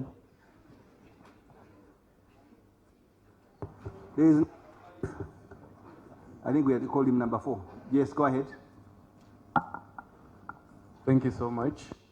My name is Nicholas Opolot. I'm a third-year student at Uganda Christian University. First and foremost, I would like to commend everyone for the hard work. This goes to the shareholders, the stakeholders, and everyone else involved in this company's venture.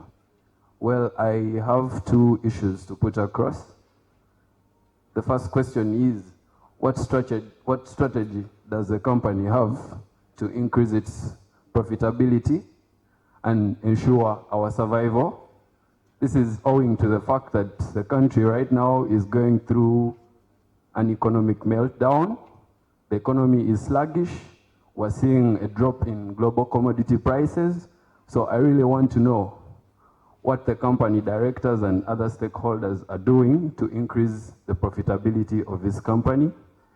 And my second question is in regards to how do we widen our customer base? Because currently our growth at the annual report shows that we have 19.8% of our customer growth. So as a suggestion, I would like to suggest that we partner with some of these financial institutions to roll out loan facilities for power to boost business expansion and domestic consumption of our power. I believe that this works if we applied the microcredit model. Some of the companies have tried using this and it actually works. So I do believe that if our company applied this model, we would actually get more money. Thank you. Thank you. The last question at the back, the hand there. 6. I am called Cecil Walio, shareholder and consumer. Sometime back, about 15 years ago, Umeme compensated all those people who had loans right away from Chambogo to very dangerous to construct houses under those pylons. But all of them were compensated. But today, I see very many errors. So should I say that there is no danger as per now? Thank you. A very good question. Now you must be from Budo.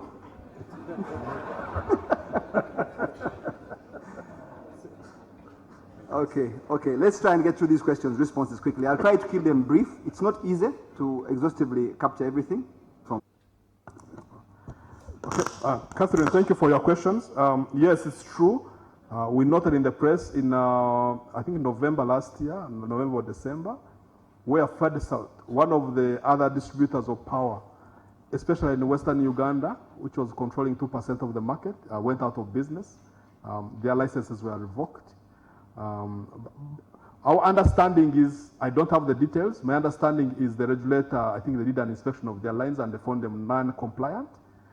But the statement also issued by FEDSALT indicated that the business was no longer viable for them financially. So you can't tell whether it's the regulator's side or FEDSALT that initiated the termination event. However, in terms of, you ask in terms of a payout, what happens? I think the key thing is you look at the unrecovered investments, you put the multiples as indicated, and of course, any distribution of that will have to take into consideration, for example, the term facilities the company have and the balances that will go to shareholders. I think that if there was such an event, I think it will be guided by the liquidation processes that will be in place. But what I can say is you have an asset, this asset will be received if there's an international event, and as companies are guided through their liquidation process, all of that. The other question you asked about CAPEX, pending and data, are they related to? Some are related to interpretation, what they think, and in terms of principle, but we are providing all the information that they require. But from our side, to indicate that whatever is called capital, which is, these numbers are audited, is actually capital expenditure, consistent with our licenses. The other question you asked about contractors, we accept our contractors' discipline, skills, and the way they represent the company is not appropriate. Yes, we agree. We admit that the contractors sometimes are not representing the best interests of the company, and we are working, especially related to metering. You may have noticed, and early this year, we were looking for 100 technicians who were taking through a formal training, and the purpose of that, those technicians, is to bring them and build capacity who can handle metering-related activities internally, as you cannot outsource them. But also we have instituted strict penalties in their contracts. What we are saying is if the staff of contractors misbehave, it's the contract with the contractor that is at stake. So the burden now moves towards the contractor, main contractor, to ensure that he disciplines his staff. But also on our side, if we get them doing illegal activities, as I indicated, we have the internal police, we have internal prosecution team, and we have access to the courts without going through the DPP. Some of the contractors are in prison. Some of them actually have been charged. Those we found on the wanting side of the business performance. The other question I think Chairman will talk through, the whistleblower line, yes, it is 0312, I thought it was flashed out, 360-777. 0312 360-777. If you call that line, be assured it's a confidential line. It's being managed outside the company. All we receive are those complaints, which are forwarded to me and the integrity manager, and then we carry out investigations to conclude on those matters.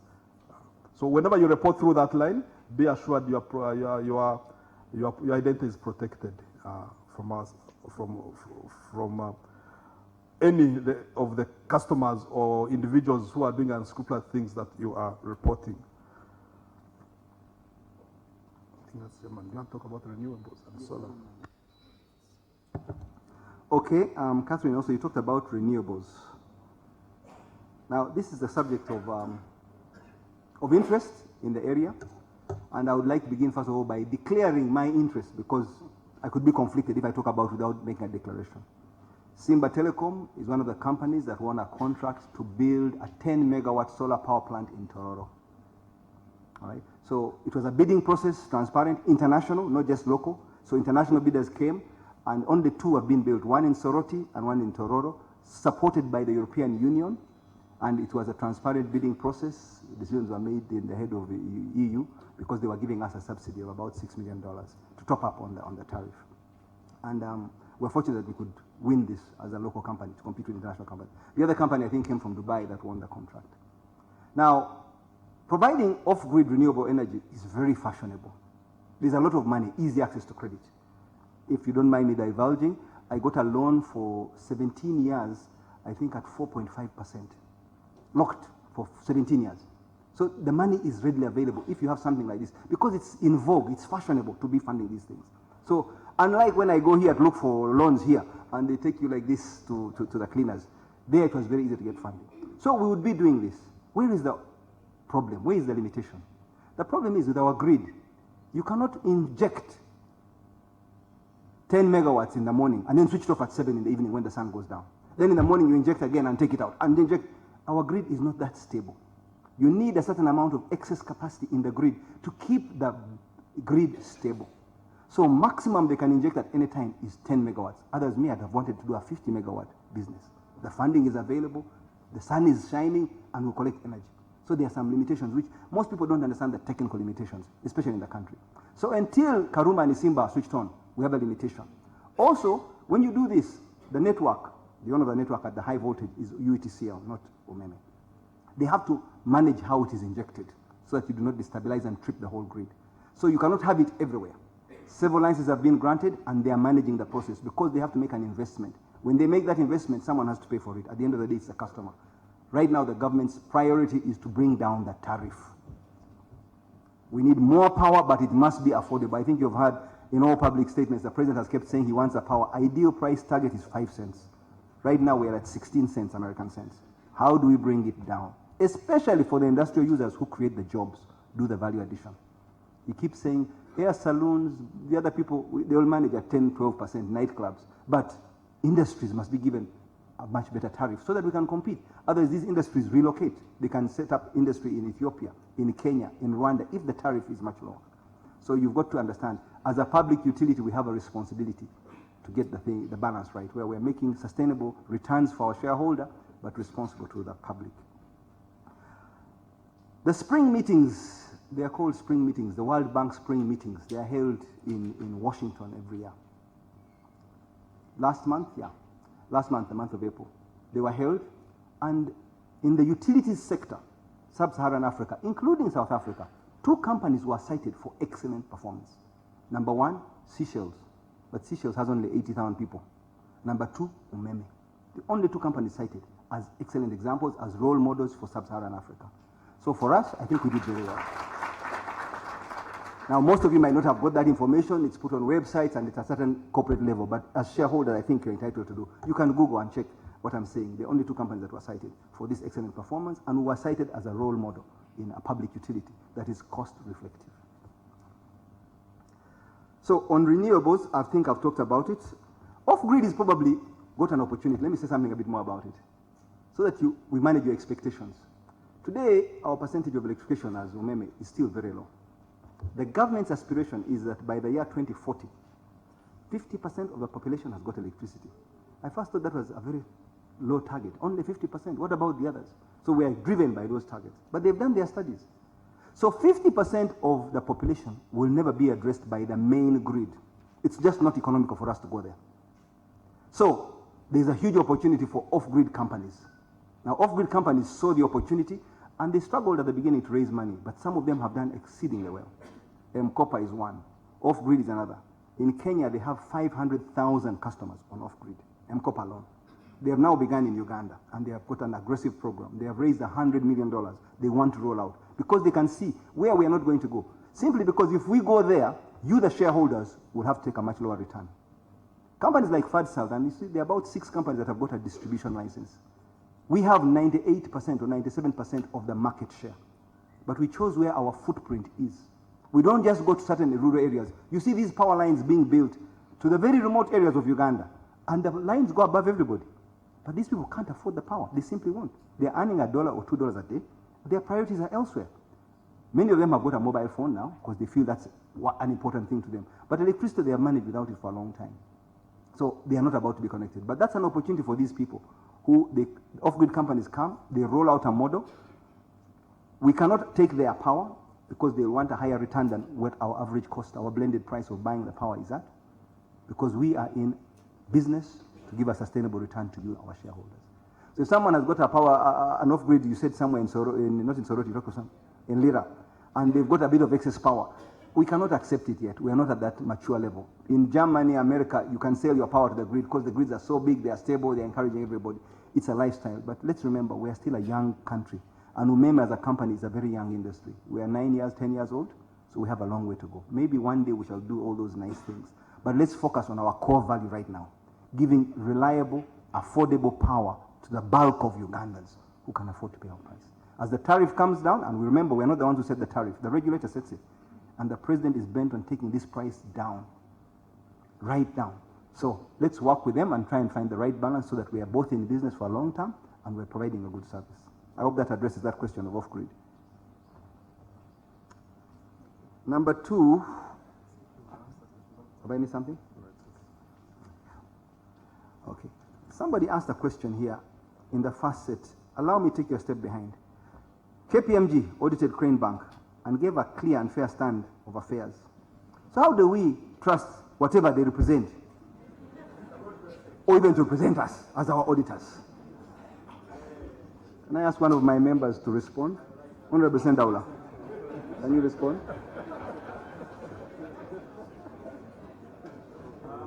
Well, it is, I think, a very...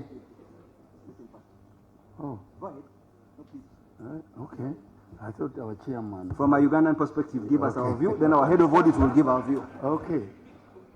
It is a very serious question. And when, of course, you consider that KPMG is a renowned auditing company, globally, it is not just a local company around here. We then, of course, remain challenged. But there are factors because KPMG, while they've been auditing Crane Bank, and then, of course, errors were later found, irregularities were found in Crane Bank, and it had to be closed. But you've got to appreciate that an auditor is provided information from the management. And in most cases, this auditor, particularly external auditor, is not there on a day-to-day basis. He comes after you've made final accounts, you give him the final accounts, then he goes to cross-check these accounts alongside, you know, his technical capacity, test them, see whether the information you are given means anything at the end of the day. Now, when it comes to a bank, you know very well the standing point is the regulator. And what attracts anybody to be a customer or to accept to leave his money in a bank is that assurance that this bank is monitored by the Bank of Uganda. So the Bank of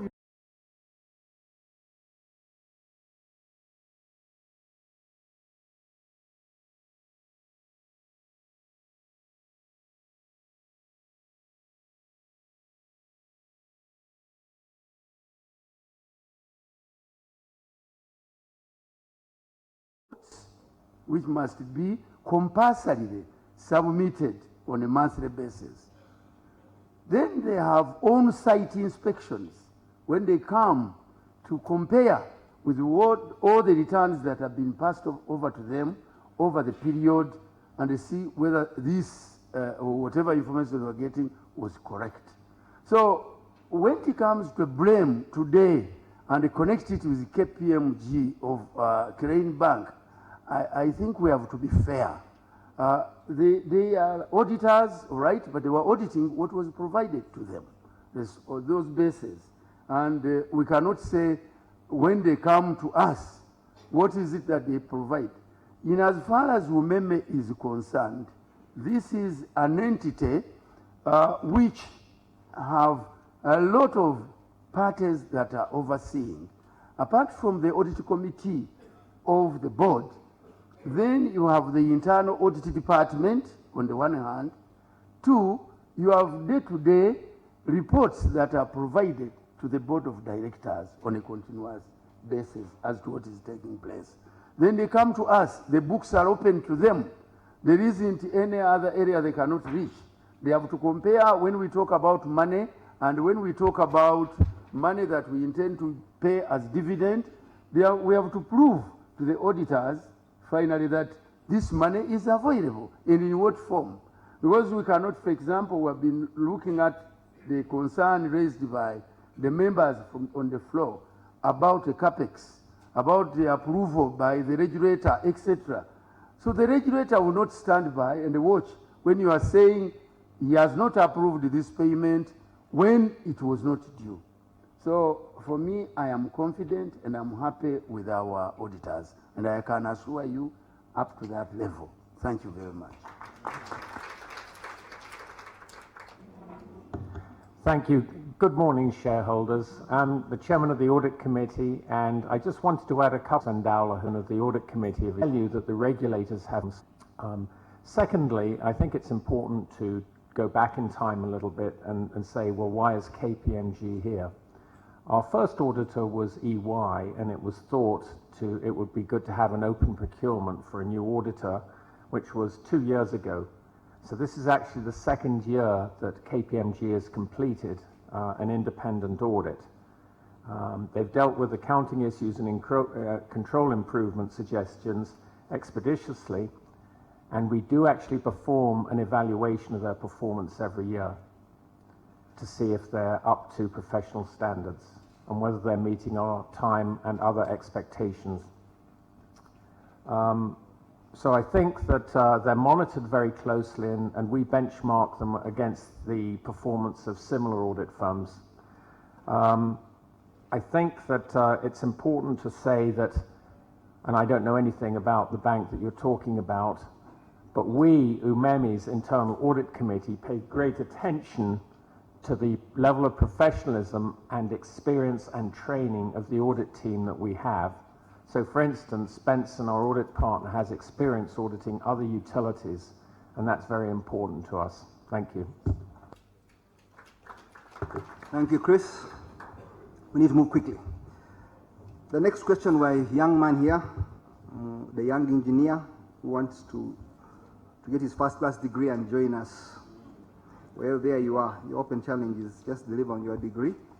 You talked about, are we going to become like GE, a digital industrial company? It is important that we remain true to our core values.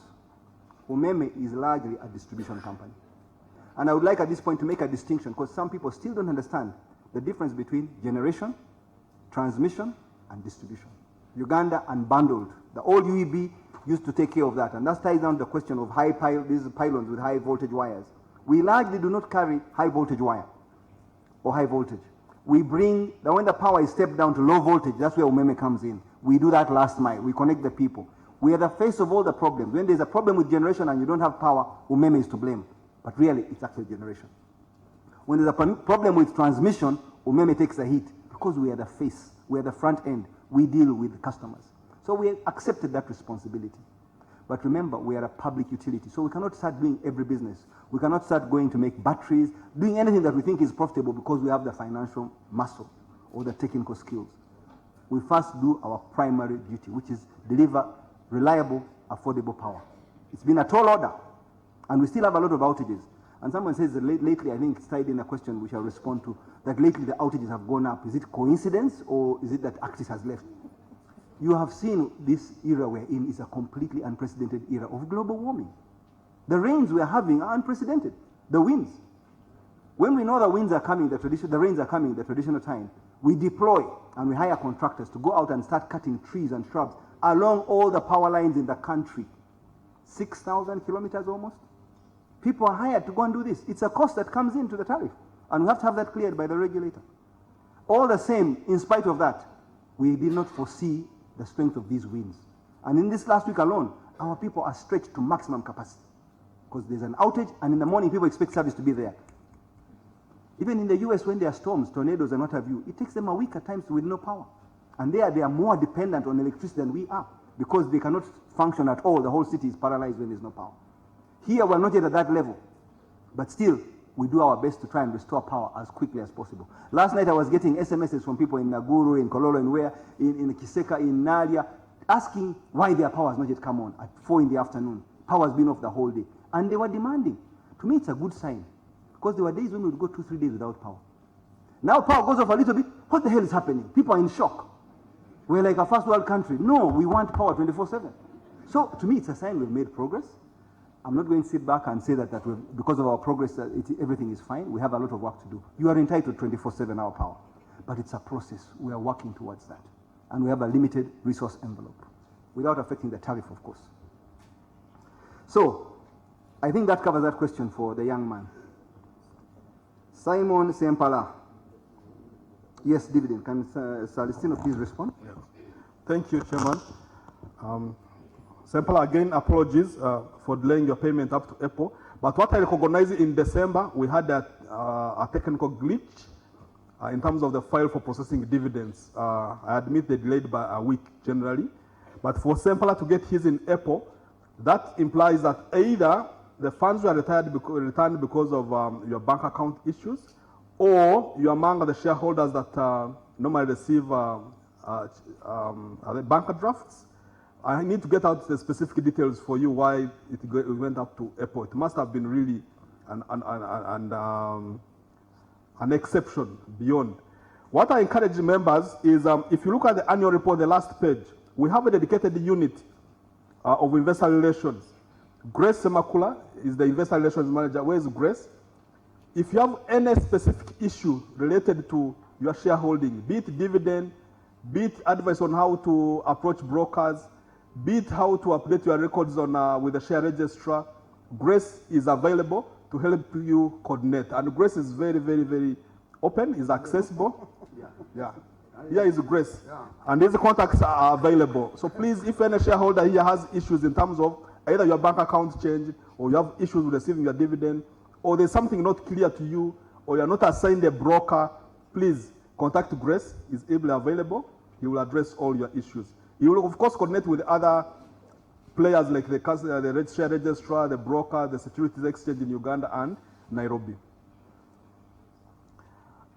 Grace, if the money is not there, you come and talk to me. Make sure these people's dividend is paid and paid on time. Please, eh?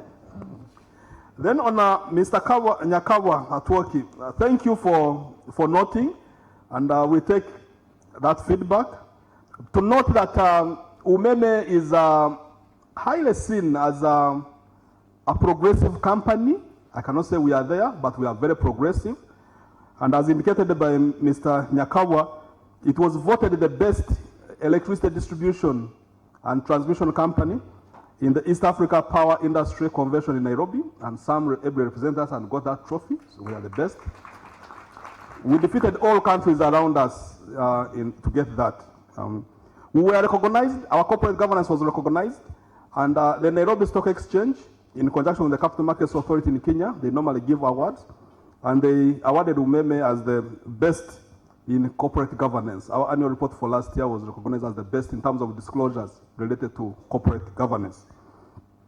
Again, during the same year, as indicated by the chairman, World Bank carried out a study and found that only Uganda and Seychelles are the only two countries where there's progression in terms of the general structure of the industry, efficiencies, expansion, somewhat cost-reflective tariffs which are sustainable.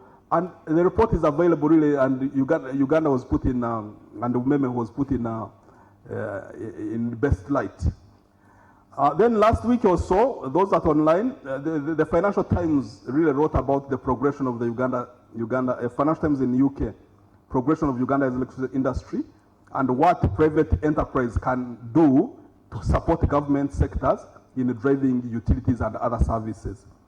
Again, a week or so ago, there is a research going on by Stanford University. They are studying the case for Umeme. They have a case about Umeme, but they are writing another case on Umeme, on how private sector can support government and deliver a win-win situation for the country. And Umeme is being studied by Stanford University in the US, which is one of the top universities in the US. So all these things point towards the value people see, and we continuously get delegations from other countries to study what we do, how we are improving, what we have done. Except internally, sometimes we don't blow our trumpet a lot or see this progression, but outside they recognize the country's progression in terms of electricity sector. And Dr. Seboa, I don't know, he was among the pioneers at ERA. he notes that really there is a dramatic improvement. We are not yet there, but a lot of work has been done to improve the sector. Thank you. Can we go on to the next question? A young man in the corner, Michael Opolot. What strategy do we have to increase the profitability of Umeme, especially in the current economic conditions? First of all, we are almost a monopoly. You know, when you are put in a position of almost a monopoly, you have a huge responsibility. We cannot just crank up the tariff because we want to make more money for our shareholders. I've already said that we have this huge responsibility of getting the balance right, and we work very closely with our regulator. Now, most people, when they hear of regulator, they know Bank of Uganda. But believe you me, we have a very strong regulator in ERA, Electricity Regulatory Authority.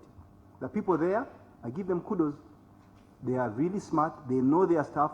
They've quietly done a wonderful job in transforming this sector. We get a lot of credit as Umeme internationally. People don't talk about the regulator. But the job they do, they give us a hell of a time. They hold back our funds. They make us really sweat to get this money. Right now we have over $100 million blocked in there, which we are claiming. And they take you through a painstaking process with a fine comb to show that every penny that you have put in is surely there and it's giving value for money. If we make any investment without their clearance, we will not get that money. We've lost it. So we control this liquidity, the money that we collect from you, and it is substantial. But you dare spend it without the regulator signing it off. So the checks and balances are there. And Uganda is touted as one of the world-class examples, where we have a strong, independent regulator.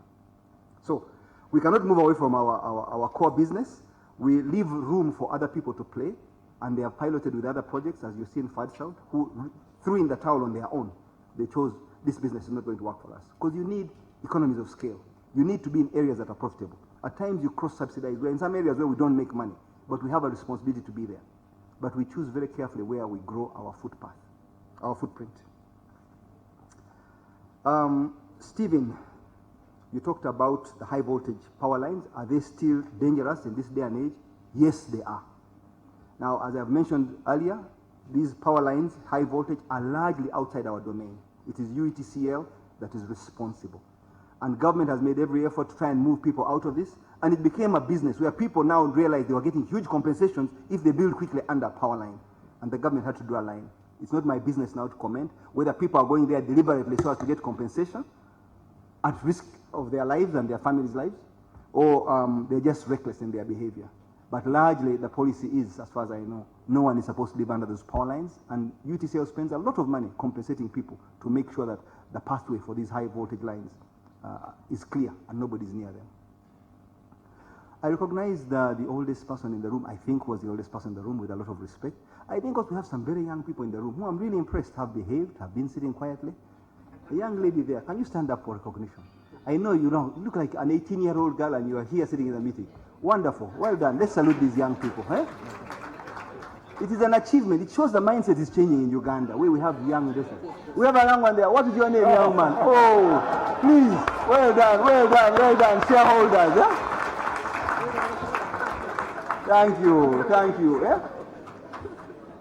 Now, every time I take a sip of water, I'm feeling, what about my people? Are they all getting some water? My people are telling me that the water is there's a cocktail straight after. Are you comfortable? Can we finish the meeting? Because if we start this water business, it will delay us. So my apologies. Now, last round of questions. I want the questions to be precise. Now, we're really pressed for time.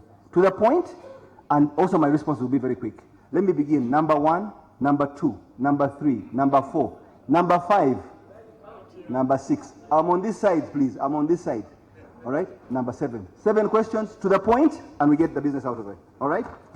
Forgive me. I will go at the back. Okay. Number 1. Name and keep the point to the point. Esther Najemba. Esther. Ugandan. My question, when I was looking on my shares, I got this last year. It was a peanut. Then I asked myself, at my home, when I reach a bill of 100, they are in markers peanut. Can I know how the market industry, the people with business, which have you put there? Number 2. Leaders, I'm a business concerned about the future of Umeme. Most you find that companies are taking up business and in the V. How am I invest in one of the football teams in Azam Premier League, and also the other thing is we heard that in Mbale we are losing 50% of the power we send to Mbale. I don't know that Mbale doesn't have the prepaid meters, and how do you appraise the people working for Umeme in Mbale, the managers? Thank you. Good questions. My name is Christine Navi, approximately a shareholder. My concern is about the customer care, where we call when you have issues with power. These people, I think they are not availed with the valid information to give to clients. You call, they give you reference numbers, and then the people they send to us, we need to, I request they give us the contacts of the people who are supposed to come to the fields, because people they send take ages of coming, and then when they come, you can't know that this is the person sent from Umeme to come and work upon you. So even these people, Kamyufu, will be interrupting in because you don't know who is that person they have sent. Thank you. Thank you. Number 5.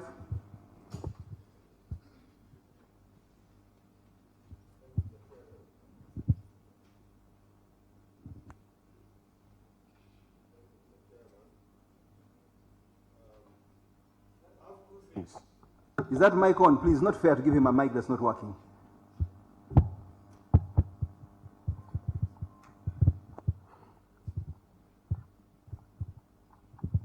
Chairman, I have 2 things. Name. You call me Jawachonga George Piwangadi. George. Okay. I will call you George.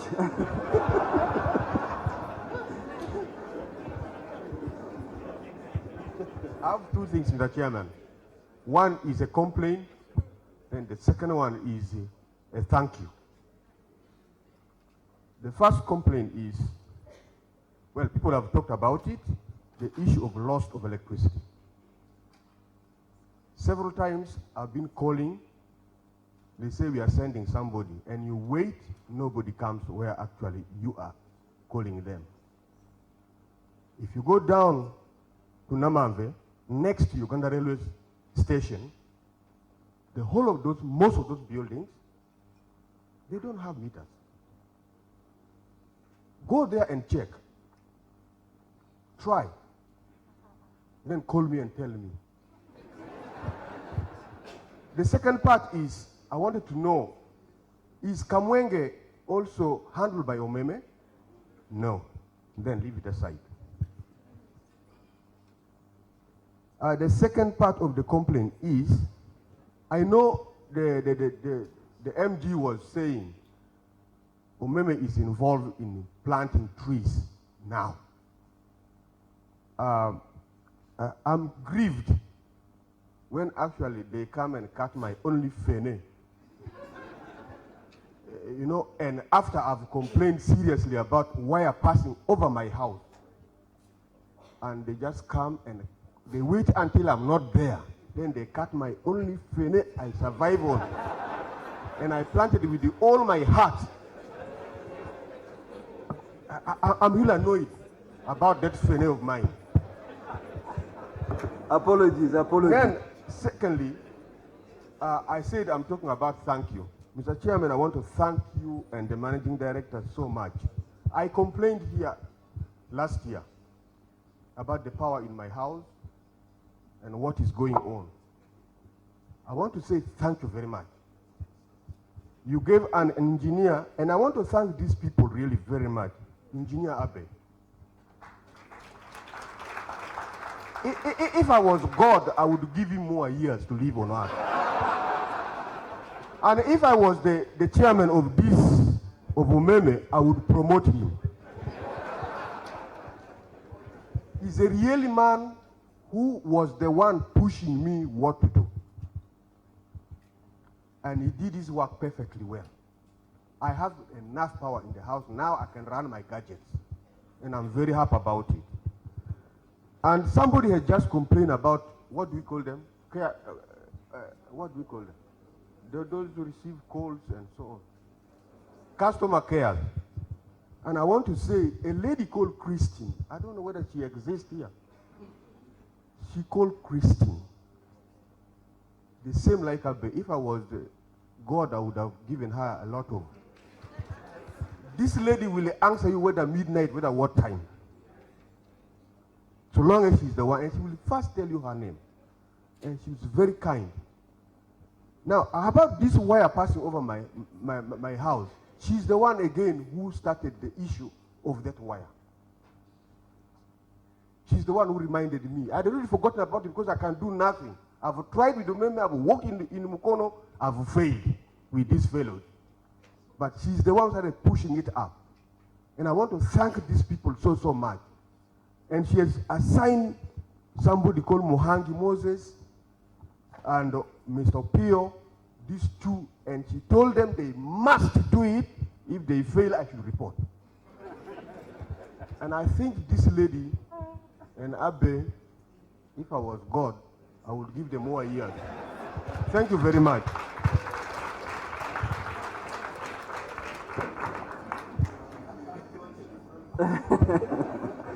Number 6. Good afternoon, everyone.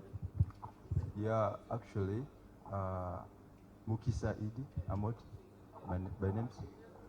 Mukisa Idi Amot by names. Okay, my point was about, I've been to Kenya. Kenya, they have this, I don't know, Yaka. Are we working with Yaka as well? Okay. How about if we can just promote that one and we leave about the things of metering?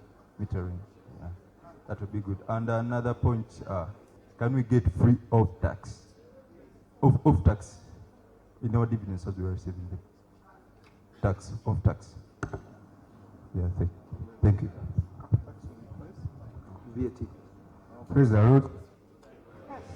Thank you, Mr. Chairman. I'm Mr. Sebo Habat from Mukono, Chigombia, working in Nakasa Market Store 63.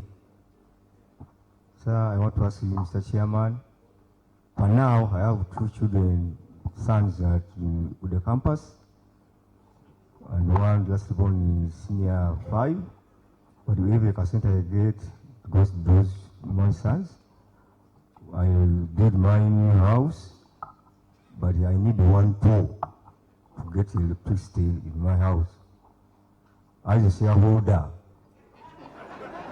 number 168, 211, how can you assist me, Mr. Chairman, to get electricity? Because all around my house, they have electricity, sir. How can I assist you? How can you assist me? This is my need. I need electricity, sir. Thank you, sir. Can we give him a poll? Members? Okay, you will get that poll, the directive, all right?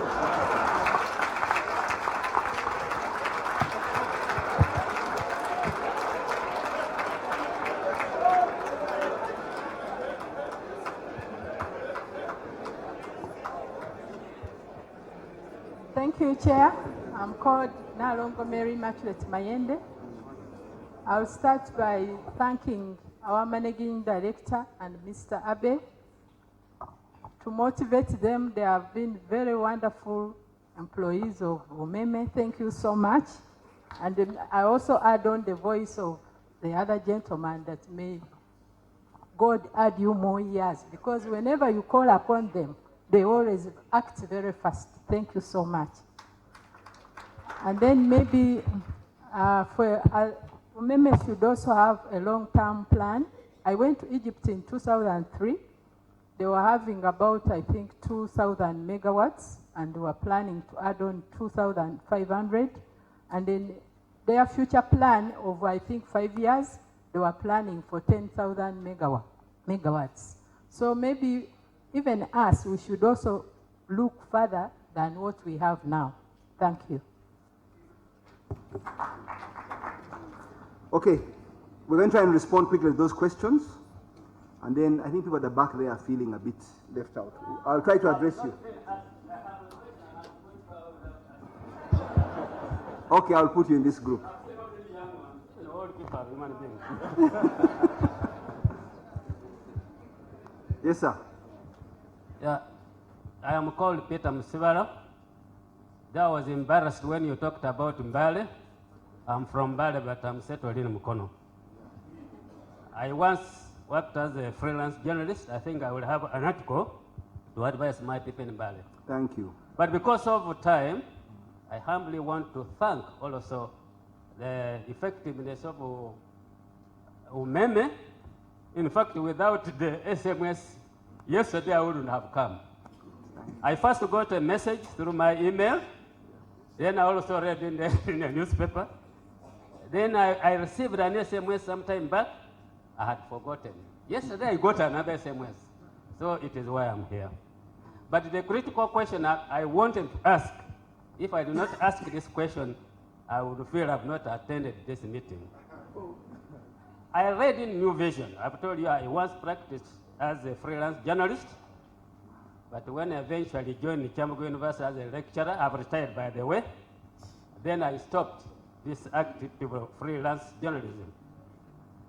I read in New Vision where Uganda National Bureau of Standards informed the public that some of these prepaid meters are fake. And actually even yesterday I've been going to Mukono Umeme office several times wanting to find out about this statement. In my house, when I pay 30,000, or when I buy, I pay 30,000, it does not take me a week. But when I hear my neighbors, they say 10,000, it takes them a week.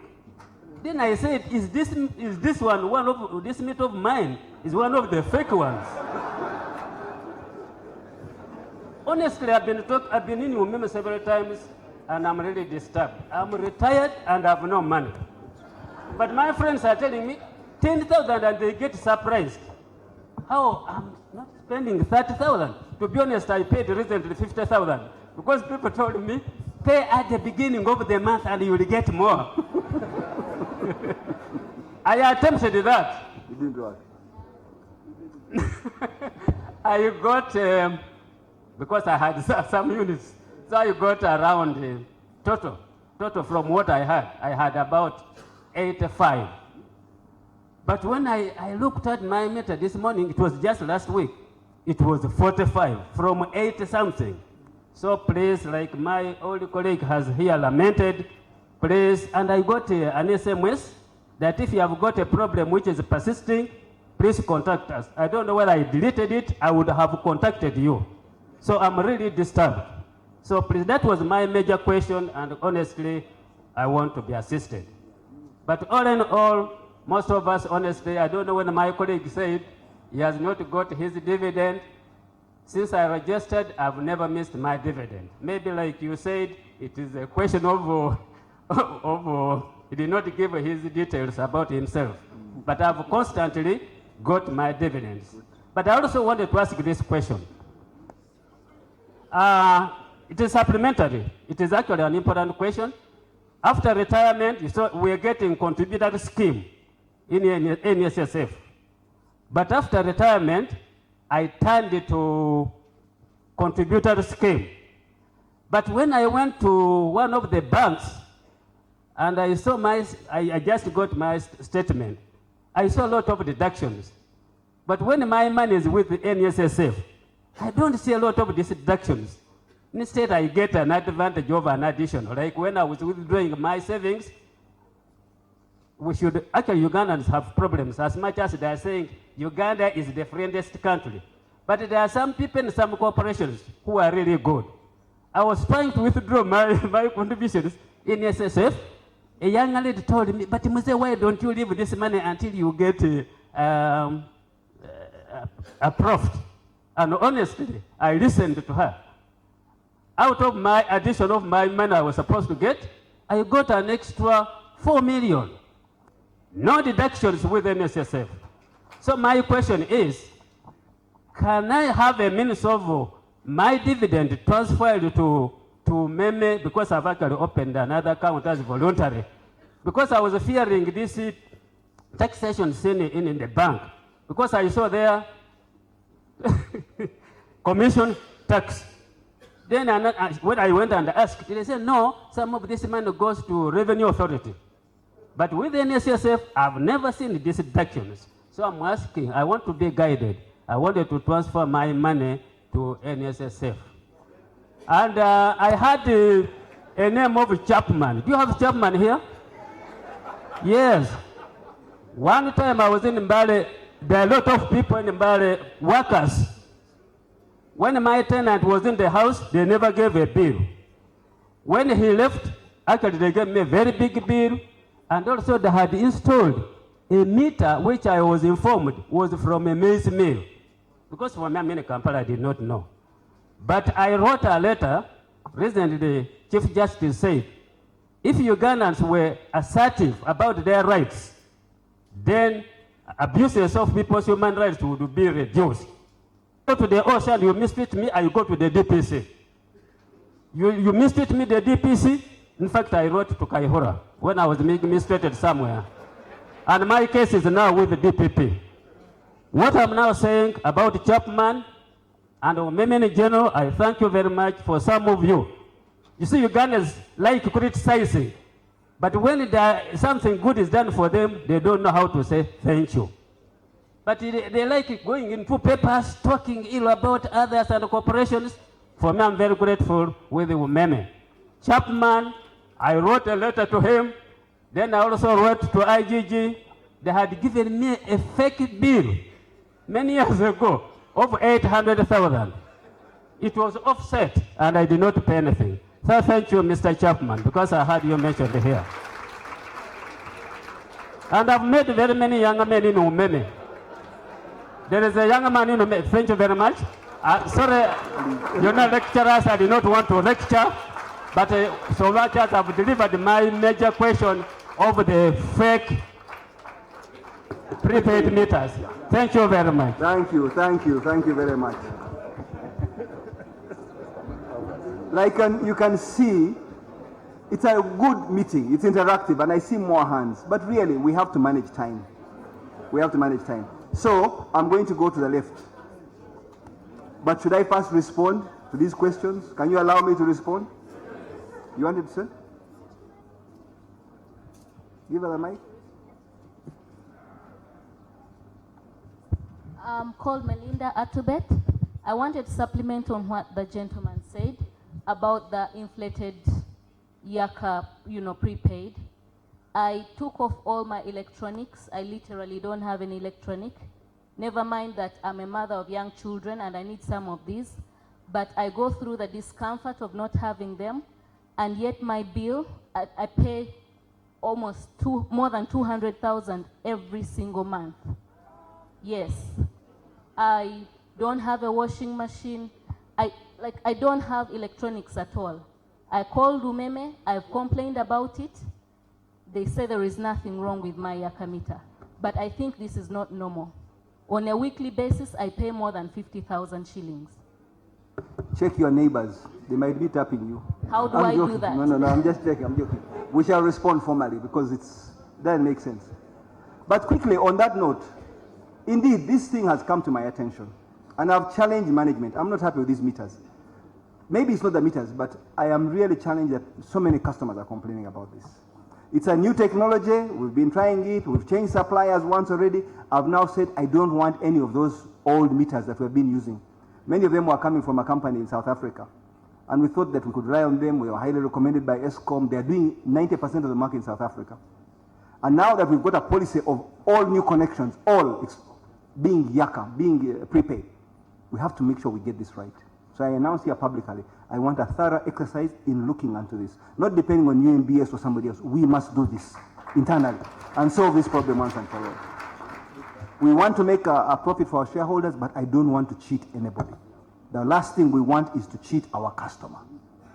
But we shall respond formally to these questions. Please, if you can bear with me, let's respond to these questions. Otherwise, we're going to lose track of them. Then I'll give you a last round quickly there.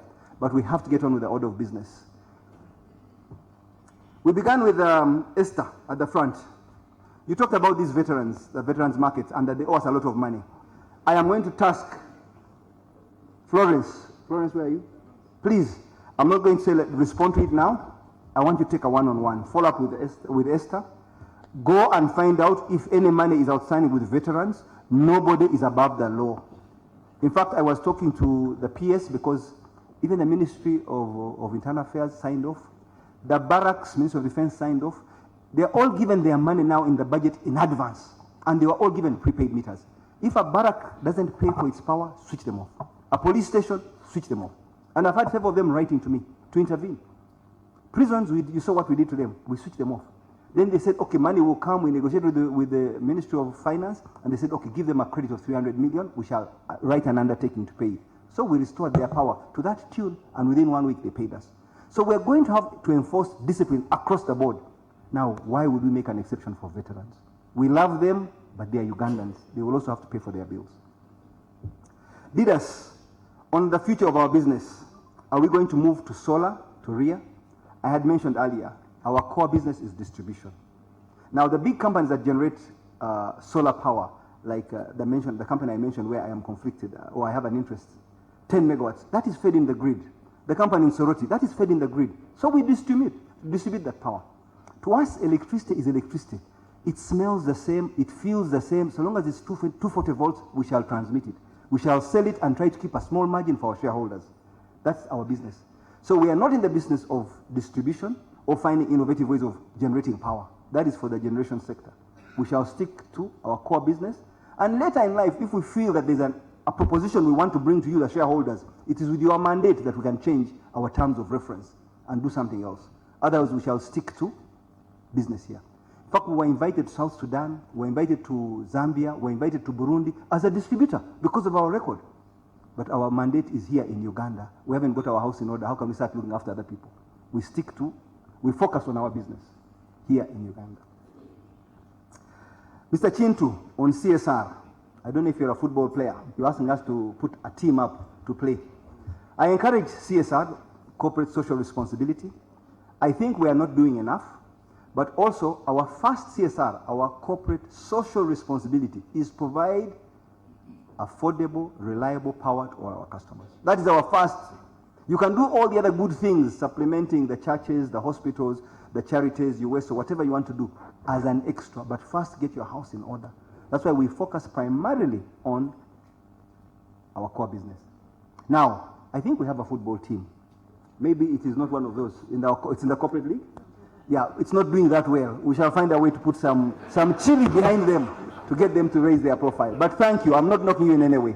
We need to work hard and play hard as well. So we shall address that in good time. Christine, on customer care. You say our customer care, there is still poor service. Sorry? Agnes? Where is Agnes? In the interest of time, I'll just cover it quickly. We have a long way to go. We have put customer care service there. But remember, we are almost a monopoly. Me, I come from a very competitive business. My background, many of you know, is really telecom, where it's a very competitive industry. But I learned a lot from that industry. And I learned what it is to look after the customer, because customer is king. Many of you have heard of our slogan, customer is king, and we've got to service the customer. The challenge here is, when you've got this monopoly mindset, you want power, you have to kneel down for me. You don't pay, I can cut you off. So you become almost arrogant. So we've been trying to change the mindset of all our staff. And those who have failed, enough of them, we have pushed them out of the business. They come back with unions, with all kinds of reasons. But if you are not customer-centric today, you do not belong in Umeme. And I've been pushing this message across to all my staff.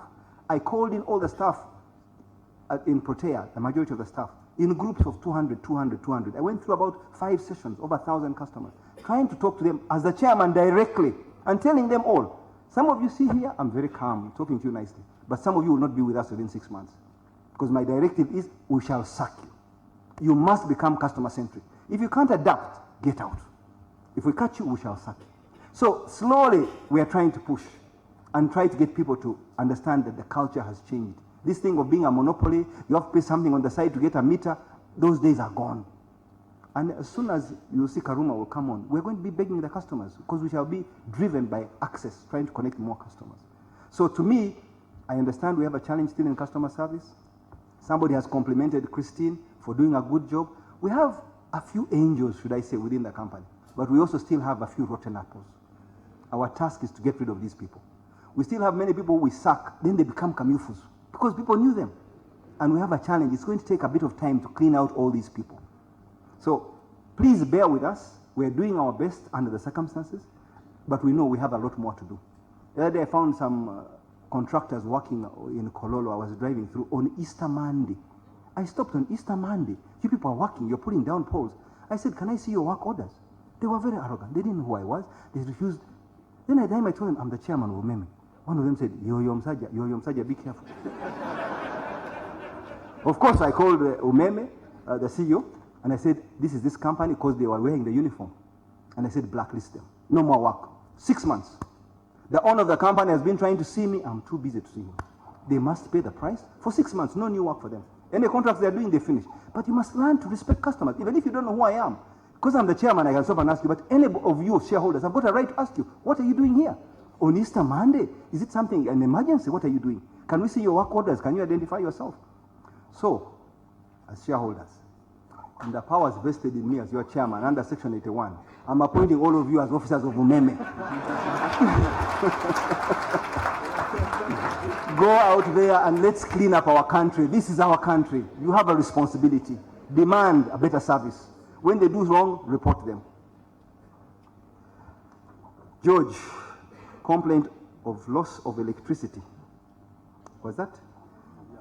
Oh, in Namambi. Yeah, a very good. I've taken note of the issues. They will be addressed. Now we have a direct channel. I am grateful that you have recognized Engineer Abe. Personally, also when I have an issue today, it seems Engineer Abe. Is Engineer Abe here again today? Please, can you stand up for recognition? Our golden man. Is Christine here? Christine from customer service? She's not here. Now, on behalf of the board, because we've not planned this, I'm going to ask that we collect amongst the board from our allowances a small token, a gift of 10 million shillings for Engineer Abe. We shall deduct it from our allowances as a token.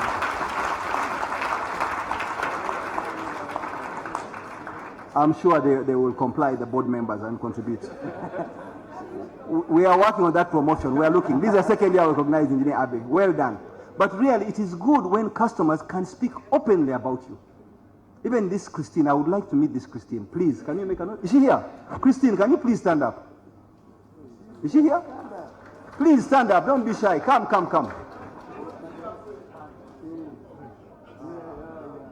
Customer service, Christine. Please, a round of applause for this young lady. Yes. This is Christine. Please, well done. Huh? Thank you. Apologies, members of the board. Another 10 million, please.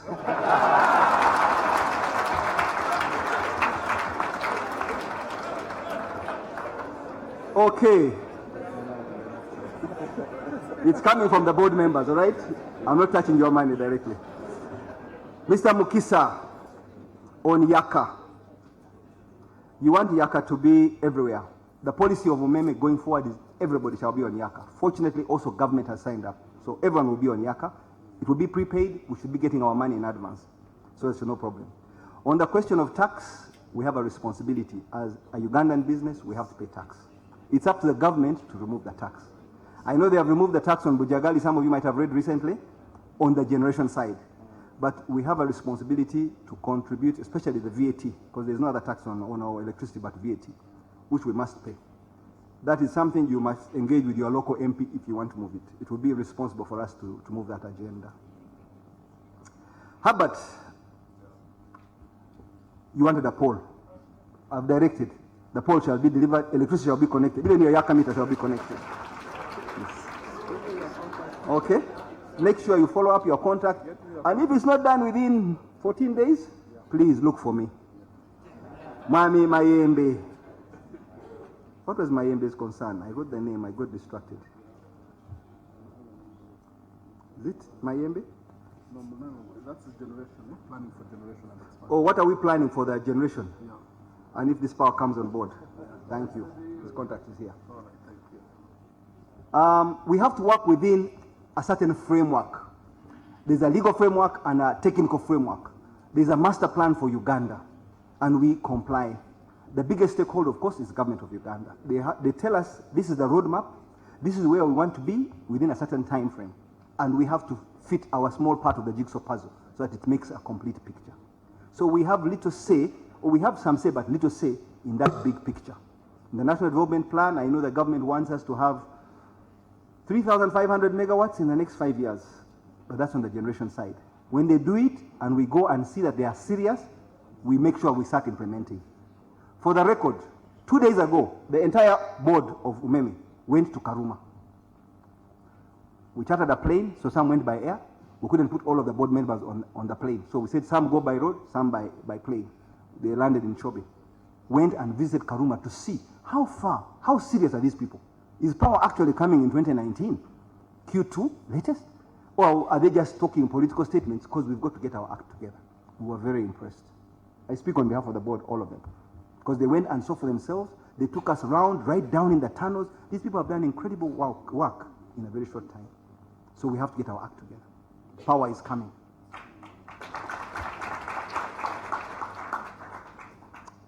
Peter, the journalist, thank you very much for your comments. You raised this issue of the Yaka meter, which you are concerned about, and I've made my remarks around that. You have made your compliments to the staff, for which we are indeed very grateful. Now, the last round of questions. Very quickly, and we close this chapter. I know we can stay the whole afternoon. Number 1. Number 2. Number 3, I'm coming there. All right? 1, 2, 3, you have seen your numbers. Number 4 at the back. Cameraman, I want to see behind. There's the lady there. Number 5. Number 6. Number 7. Can we stop there, please? In the interest of time. Thank you. Okay, number 1.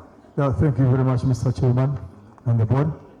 I'm Ira Lawrence, shareholder, and at the same time a consumer.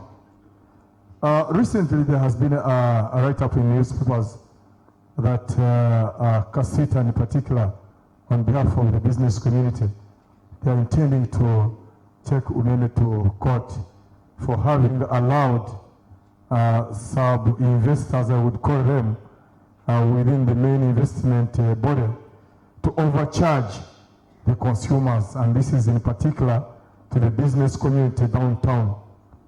My wife happened to be there, so I've had that experience whereby the landlords, where one would have paid for the actual units, let's say 10,000 shillings, is meant to pay 150,000 shillings per month. Having read that article, could it have come into your mind that perhaps now that it's becoming a policy that you install Yaka, you could force these landlords perhaps to install Yaka in each shop in order to eradicate such kind of complex? Thank you very much. Very good point. Thank you, Lawrence. Number 2.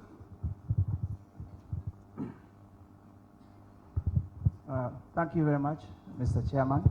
My name is Alfred Kabuchu. I'm a shareholder and a consumer. I'll be very quick with my comments and questions. I'd like to add my voice to those who are thanking the management and staff of Umeme for improvement in service. It's been evident over the last 1, 2, 3 years, so we hope you'll continue with that. Thank you very much. And of course, with the gentleman who has received the bonus and the lady, I could also have added the same voice, so thank you very much. But on the other hand, we think that actually there's still room for improvement, especially when we compare the service we currently receive from Umeme and one of the utilities that we have around in terms of response times. So it's a challenge to the MD and his team, but I'm sure they are up to it. My first concern, I reported here last year in the AGM. I've been in touch with the team. In Kavali, for the last 2 to 3 years, we have not had consistent power supply.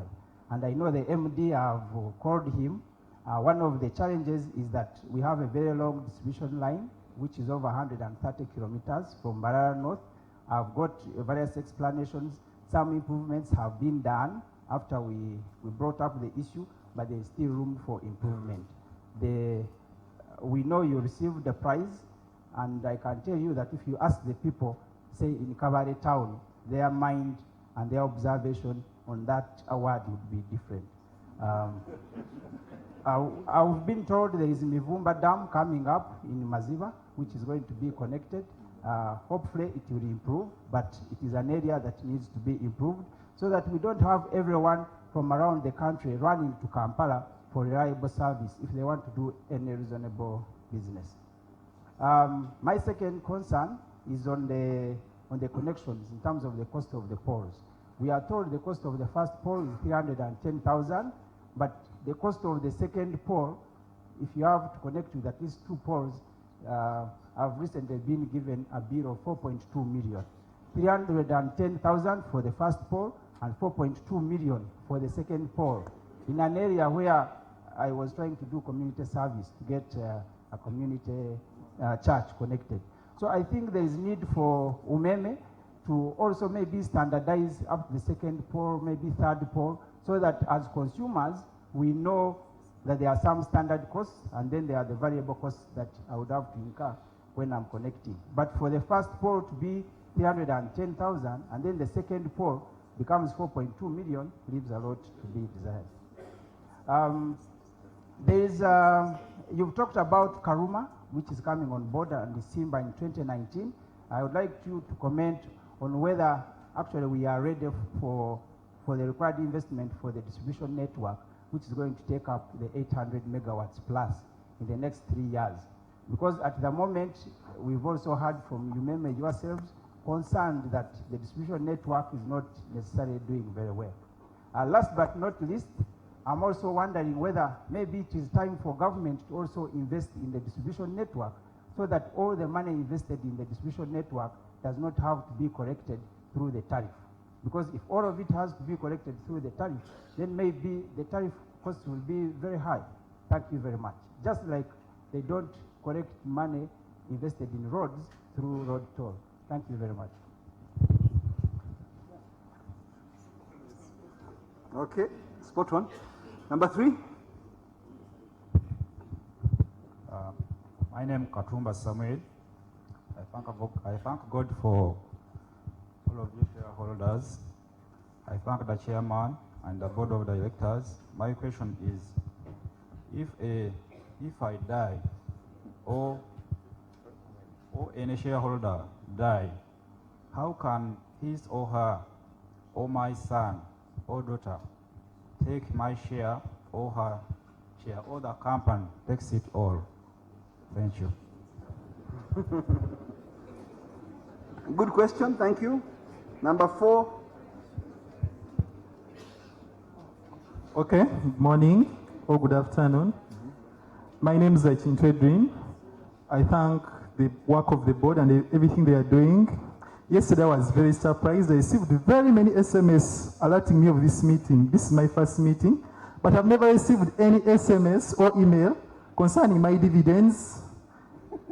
When I tried to follow them up in December, they said, you keep waiting, we shall notify you, but I've never received any alert on that. And good up, let's cut that there. Asking for money? What is it? When the customer care people are deployed to that area, you have to talk with the dong, and the dong is just, please, as a shareholder, come to my rescue because I'm tired of paying money in the bank. Now this is going to be the 3rd time, and I'm not seeing results. Thank you, thank you. Help me. Thank you. We shall look into that. HR manager, is HR here? HR, please follow up on the dong. Yes, by names of Chinto. I will be glad when I'm helped. We shall look into that matter, and please follow up with the Chief Operating Officer. She's here to make sure that if there's anything that is underhanded, it is contained. What I don't want to hear, and please, if any of our officers ask you for money for themselves, tell it to us, all right? What I'm trying to have is a zero tolerance policy on corruption. And you shareholders, if you keep condoning this and keep quiet about it, we're going to suffer. So please, anybody who gives money like that or demands money from you, that you must come to us straight away. Please, next question. Good afternoon. Thank you, Chairman. My name is Evelyn Kawarangira, and I'm a shareholder.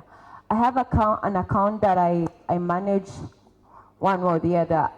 For about 5 months, we were not really getting a bill.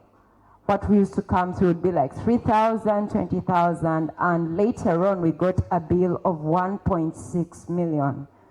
I sent a mail to customer care and they told me that we hadn't been billed for 5 months, and I asked them, how possible is that we're not being billed for 5 months, and how are we supposed to be determining the consistency of the client? I never got a response from them, and in any case, I do not know how someone is going to wake up and pay 1.6 million shillings for an account that hasn't been billed by Umeme, and then at the end of the day, the client used to use about between 180,000 and 200. Now I can't even know exactly how much a client used in a particular period of time.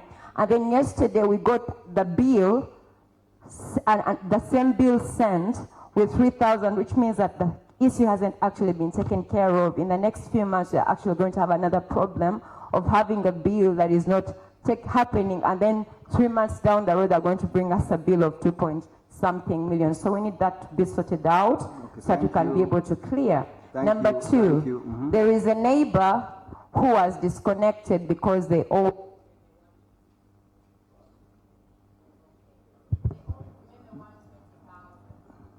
Microphone. They were disconnected. And then during the disconnection, later on, they got a bill of 500,000. How does that work? Number three, when power goes off in areas and it's clear, the next time it goes off, they tell you it's the same problem. Don't we have permanent solutions to particular problems in a particular area? If it's a transformer today, then it's a transformer tomorrow, the same transformer the next day. What exactly is going on? Thank you.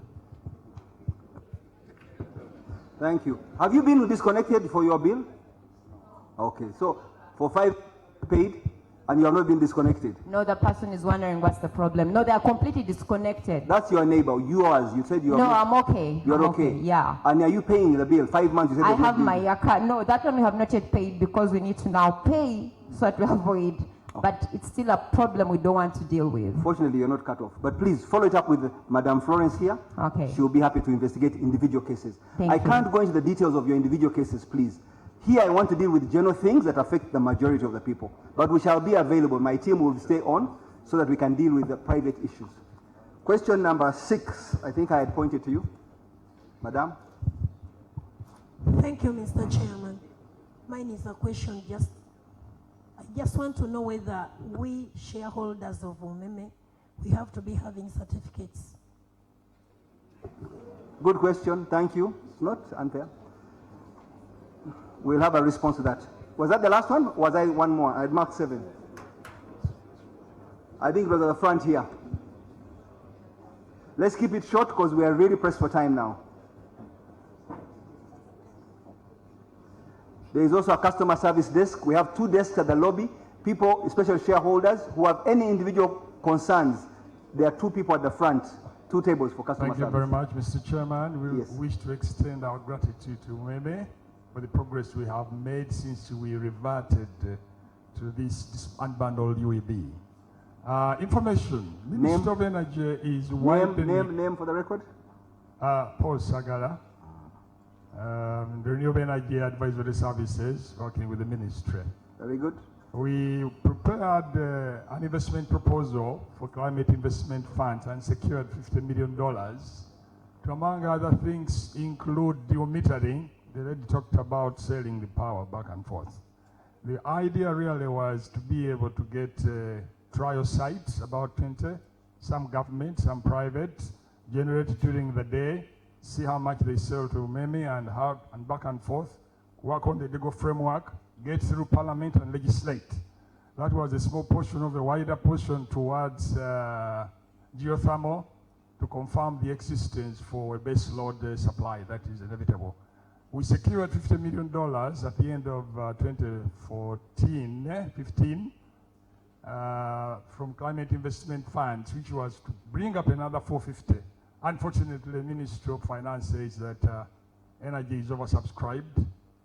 So that is lying on the table. That's all the information I wanted to give you. Thank you. Thank you. Okay. We're going to try and respond quickly. These 7 questions raised or remarks. Very quickly, ideally I give my colleagues to respond exhaustively, but if I can keep it tight, I'll cover what I can. The question of Casita, Lawrence raised this. Indeed, we have had some issues, especially downtown, where some unscrupulous landlords have been putting a surcharge on top of what they are billed for their mall. The owner of a mall has 40 or 60 or 100 shops, and he chooses to levy a flat fee on everybody and makes a killing, not just a profit, out of this. Now, we are trying to see how we address this. We agreed with the government on a policy whereby, because so many malls had come up, especially downtown, and we couldn't put meters in every mall and keep metering them accurately and collecting. The policy was put a meter per building, put the responsibility on the landlord, and that scheme was piloted successfully and it became policy.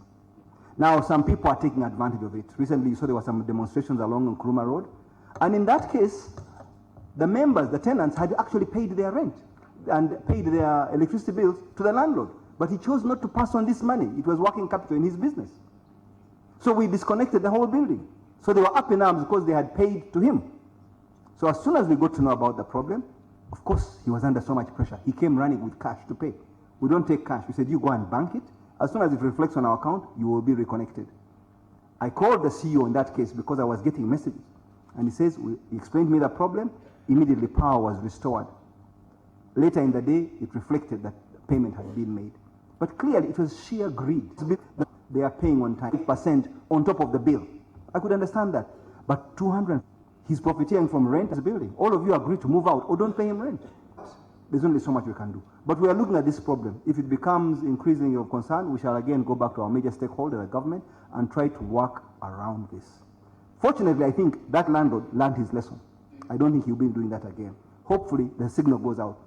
Because our responsibility is to collect the utility spent. Alfred Kabuchu, very good question. On response time, I agree there's work to be done on our response time, especially in the rural areas. Now, Cavalry has been a thorn in the flesh for many of us. I actually received a call from the Prime Minister about that area. Not that he's coming from that area, that's why he was concerned, but people had gone to him in big numbers. So we said we're addressing the challenge, and the technical team will deal with you directly to see how we can improve that service. The line. So these problems should have gone away, but please engage at a high level. I can see you are a man who can actually engage any of us. We know you personally, and we can solve the problems, because sometimes Mwananchi in Kabale cannot leave his business to come and look for the CEO of Umeme. But if you make the time, we shall address this concern. Just to add, Mr. Chairman, that Kabale line is over 130 kilometers long. Now, with increased rurification, there are many lines that are being teed off. Occur on any of the lines that have been teed off, it means that the entire line will go off, then it frustrates the end users in Kabale. But what we see is the new dam being commissioned, plus the transmission line that's going to interconnect with Rwanda, right? That will really, because there's a planned substation, transmission substation in Kabale.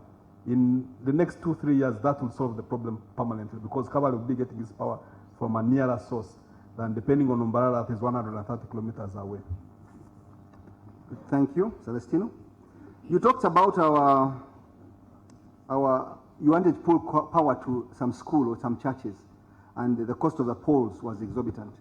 Now, if for the benefit of the majority of you here, the first pole is always subsidized. Just like the first amount of electricity you get, whether you're big or small, you get a subsidy from the government. After that, it's cost reflective. Now, it's not the cost of the pole when they say it's the pole. We actually run the wires to the second pole. So the whole cost of the labor, the wires, everything. So when you talk of a pole, we're not talking $100, $200. If they need to put a transformer, that some of these engineers interrogate is there. So please, management, look into that. And then we work with a sister, I won't call it a sister company, but a sister organization, Rural Electrification Agency, especially for areas in the rural area. Schools, churches are given priority. So if you want to do it as CSR, excellent. But if you write to the people at RIA, they will program you. And there are plenty areas. They come to me thinking I'm the one to do it. I go to RIA and I ask them, please prioritize this area.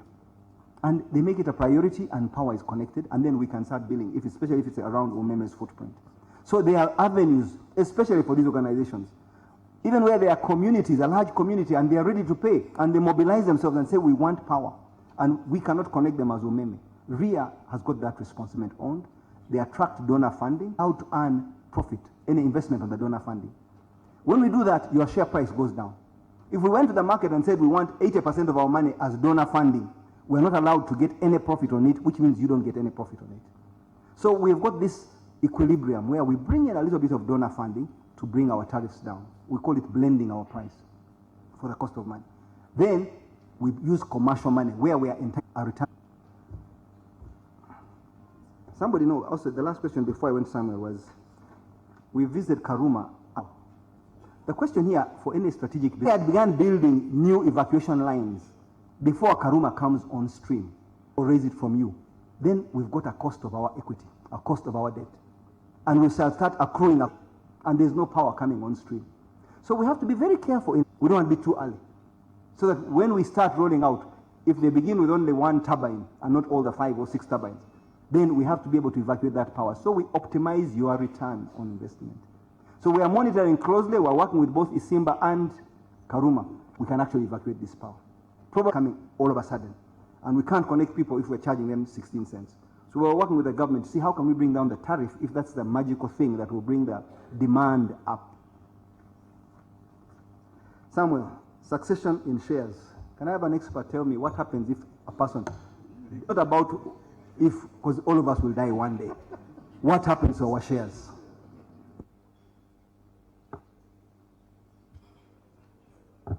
Thank you, Chairman. Shares, like many other things, are property, so you can pass them on. You can label who benefits from your shares in your will. Subsequent to that, they will have to apply for letters of administration or share registrars, and that will decide who gets the benefit of those shares. So you can pass on your shares to your children, your wife, or anyone you desire. Thank you, Alan. What is clear for, I want to make clear for everybody, Umeme will not inherit anybody's shares. All right? Even your dividend, we cannot touch your dividend. Once that money is declared as dividend, it goes to another account. It's out of our hands. If you never collect your dividend for 5 years, we do not access that money. There are strict protocols that protect you. That is shareholders' money that has gone out of the system. We cannot use it as working capital. And the regulator checks us, the stock exchange checks us. So the same thing, when someone passes on, we wait for the rightful person to claim that money, but it stays with our trustees who hold in trust until the rightful owner collects. Edwin says about methods of payment to investigate dividend out using, especially the small amounts. So not received your dividend. Mobile money has now been with them, could not impose it on Umeme, and if dividend paid via mobile money, it shall be paid. Remember, there's a fee that they charge. If you want it through a bank account, it will come to the bank account. You want a check, it will come to a check. So we are trying to make this as accessible as possible to everybody. Some years ago, some banks were coming to see me. They wanted to be allowed to collect revenues on behalf of Umeme. And my people were being a bit bureaucratic. Why should we use this bank? You might lose our money. Till the board decided, no, open up that space. Let's make it as easy, as convenient as possible to any bank that is licensed and registered by Bank of Uganda. Microfinances have come and we have turned those down. Until they are cleared by the central bank, we cannot accept you to collect money on our behalf. Because our primary responsibility is to look after your money. We collect on behalf of the generators, on behalf of the government, the tax, and on behalf of our shareholders. Evelyn, your 5-month bill, I've given you an officer to work with. Paul Sagala. Who is Paul? What was Paul's question? Ministry. You are giving us a point. Thank you very much. We appreciate. Funds are available, and at times the government doesn't take them on because they have already committed to programs. Karuma, Isimba, maybe Ayago is also going to be in the pipeline. So we cannot just accept everybody's money because whoever invests in the sector wants a return on their investment. And again, that is largely out of our domain, but very useful information for all the shareholders. I thank you. Thank you. Well done.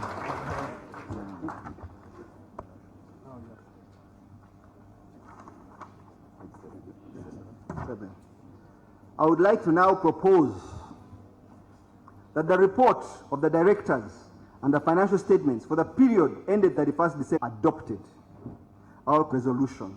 I will need a name. Mr. Mark. Can I have somebody? Sorry?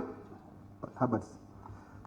May we carry this May I call upon you by show of hands to indicate first those in support of the resolution?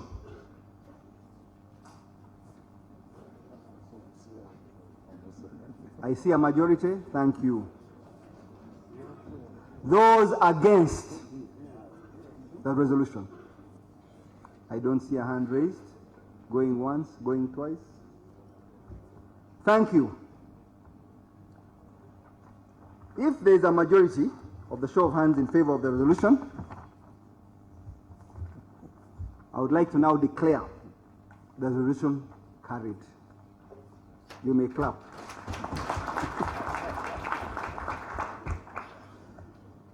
Okay. For the year end. Okay, I'm moving to another point. Financial. Okay. We're going to move on to the adoption, a recommendation of the board to declare the final dividend. So I think many of you want to pay attention here. For the year ended 31st December 2016, the company made a profit after tax of 99.7 billion shillings. In December of 2016, on the basis of your company's half-year positive performance, your directors decided to pay an interim dividend of 11 shillings per share, totaling 17.8 billion shillings. I hope most of you have received your money. Your directors now propose to you for declaration of a final dividend for the year of 7.8 shillings per share, translating into a total final dividend of 12.8 billion shillings. The total dividend for 2016 will accordingly be Uganda shillings 30.6 billion or 18.8 shillings per share. Now bear with me. In determining the proposed dividend, the board has considered the following factors. A, the company's financial performance for the year. In this case, was 2016. B, the company's policy on paying dividends. C, conditions regarding dividend payment as stated in any loan agreement or debenture. D, capital adequacy of the company, performance, liquidity, current cash flow and financial position, having regard to any debt servicing requirements, including any impact in foreign exchange, and E, for future business plans and investment capital requirements, included the anticipated capital requirements of the company. I now propose that the recommendation of the directors that a final dividend of 7.8 shillings per share be declared be approved. Are there any questions on this resolution?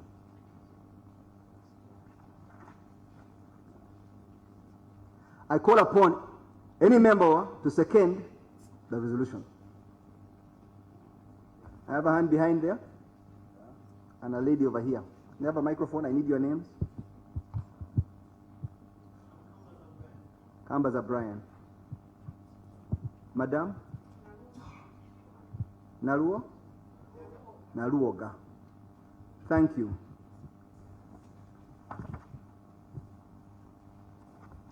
May I call upon a show of hands to indicate those first in support of this resolution?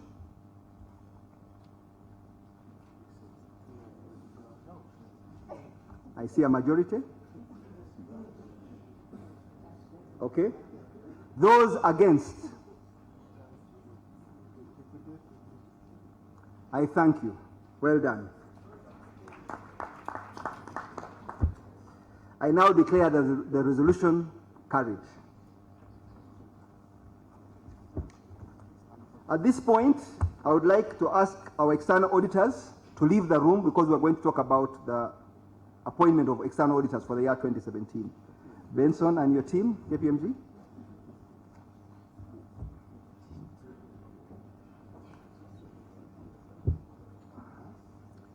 Good corporate governance demands that we give him a minute to step outside.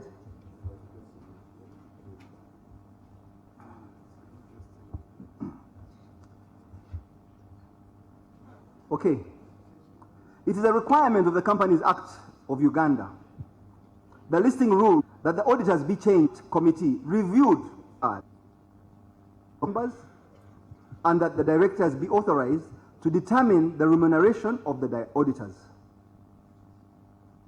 The audit committee and the board are satisfied with the services rendered by KPMG to the company, and as KPMG, having indicated its willingness to continue in office, your directors are pleased to recommend its reappointment to you.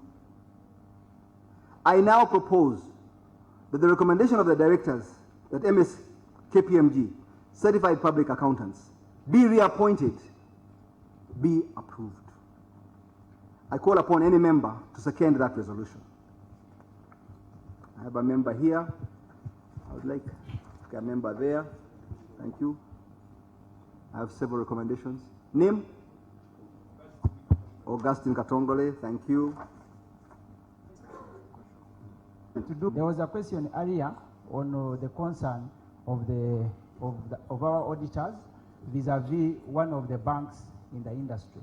So we would like to know, I would like to know whether there is something that Umeme has done to ensure that maybe there is some degree of rotation or something to mitigate some of the causes that could have caused the oversight on the issue in the bank. Thank you.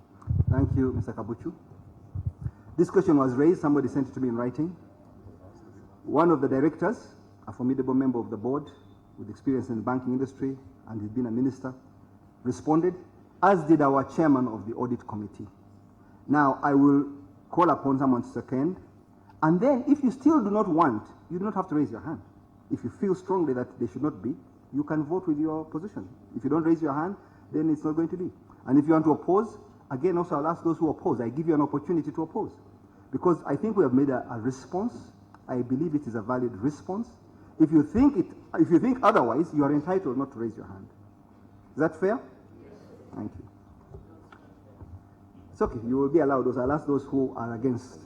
May I call upon you, by show of hands, to indicate first those in support of the resolution.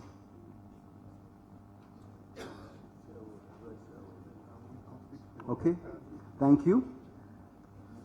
Those against? 1, 2, 3, 4, 5 as individuals.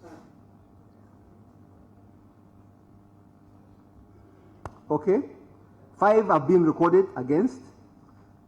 I would like, yes, I know that, I'm going to say, please, thank you.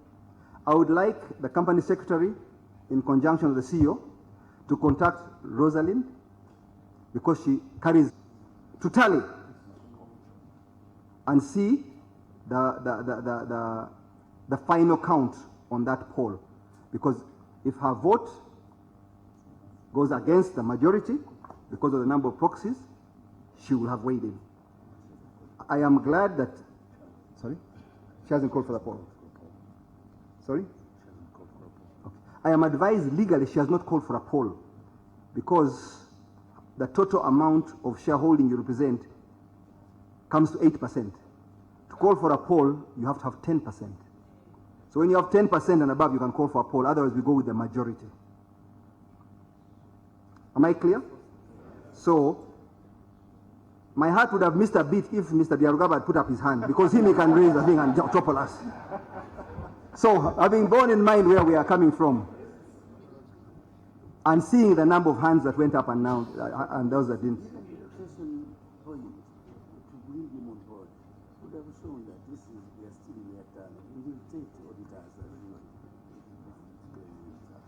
I've been asked by a board member. Why don't you explain it, please? Okay. He's saying that generally we are governed by certain rules. Over and above our company memorandum and articles, we also have the stock exchange rules. And they prescribe very deliberate measures for hygiene of auditors. So an auditor cannot work in place for more than 4 years for a listed company. So this is the second year for KPM. Third year? There will be a third year going into the new year if we give them. They've done for 2 years.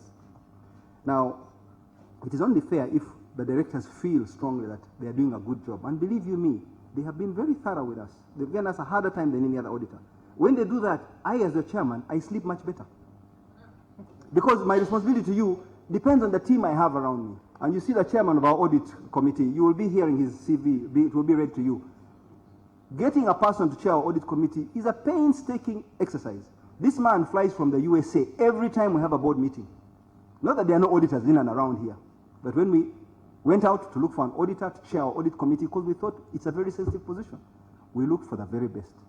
Not necessarily saying that because he's American, he's the very best, but his credentials spoke for themselves. Okay? So his CV will be read for you because he's going to step out as an audit, as a director. We have to have this process of rotation, like I will do. So please bear with this, and since the board has recommended and the majority have spoken, I would like now to declare the resolution as carried. Thank you.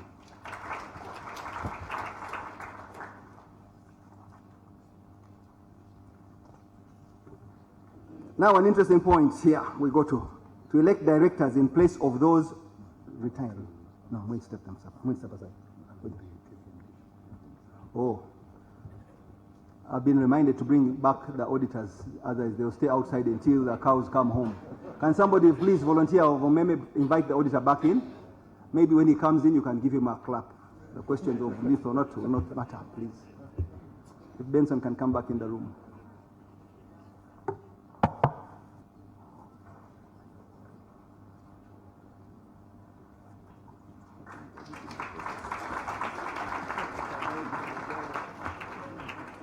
The clap is a sign of confidence, Benson. The company has bestowed on you to continue auditing our company.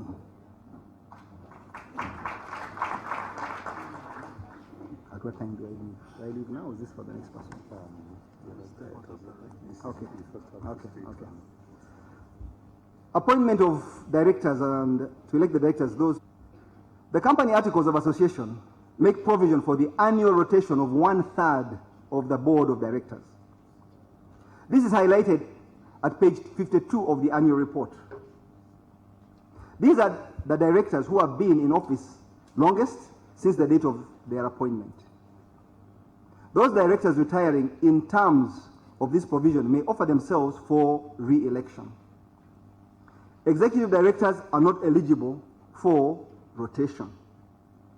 The CEO, the deputy CEO, Sam Zimbe, and executive director, Florence. They are not eligible for rotation because they are executive. They work in the company. However, myself, Patrick Bitature, Peter Adrian Falling, and Chris Nicholson retire today by rotation. All the above are eligible and offer themselves for re-election. Notwithstanding the re-election of directors, it is important to note that any of Umeme's significant minority shareholders may seek to propose directors to the board who bring complementary skills. The procedure is provided for in the company's memorandum and articles of association. It is good corporate governance practice that these directors excuse themselves from the room. As chairman is also up for re-election, I shall now hand over to Honorable Gerald Sandaula to conduct the motion of this resolution. Prayers. Thank you. Honorable Gerald.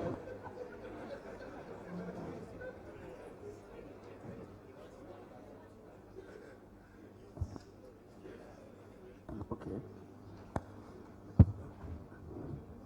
Shareholders, fellow directors, I have been requested to assume the power. I don't know for how long, but there we are. At least, I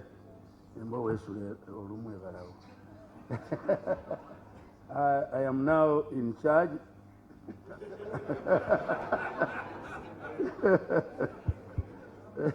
But don't go into celebrations yet because there are procedures to be followed.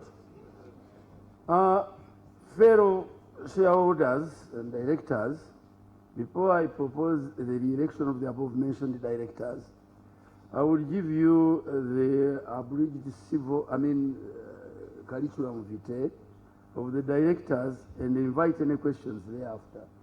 And I'm talking about those three who are retiring and eligible for re-election. Patrick Bitature was appointed on the 19th May 2015.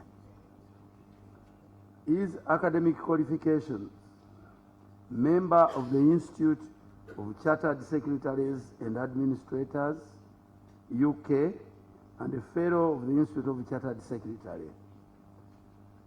He is the chairman of the Private Sector Foundation Uganda.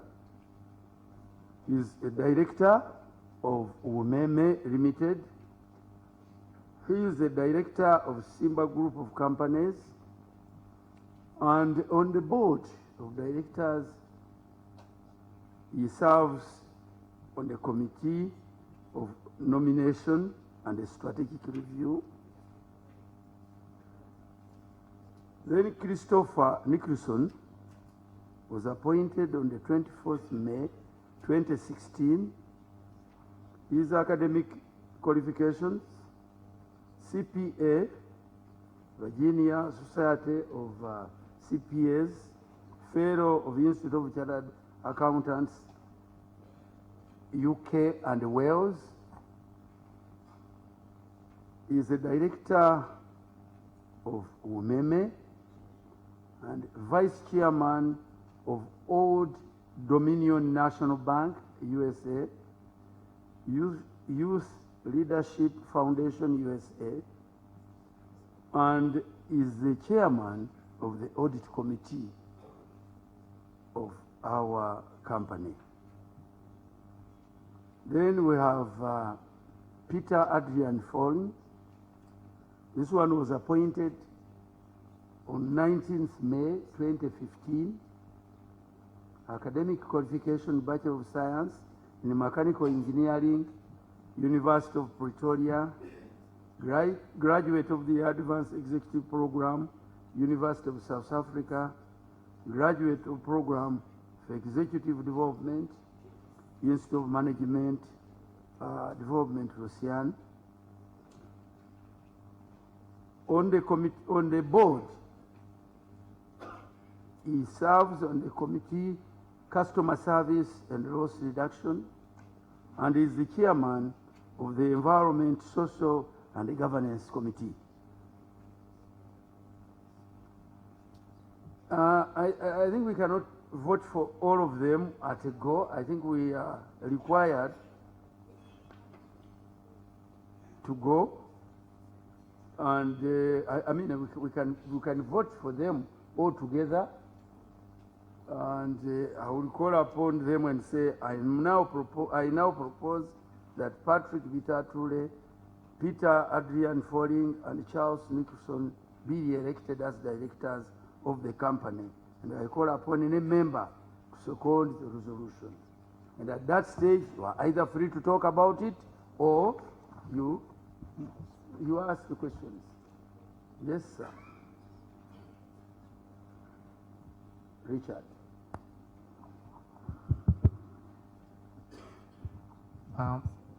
I think you need to tell the members how long these people have been there, because you mentioned when they were elected, but I believe that's not the first time they've been on the board. Okay. So if you just share with us how long they've been on the board.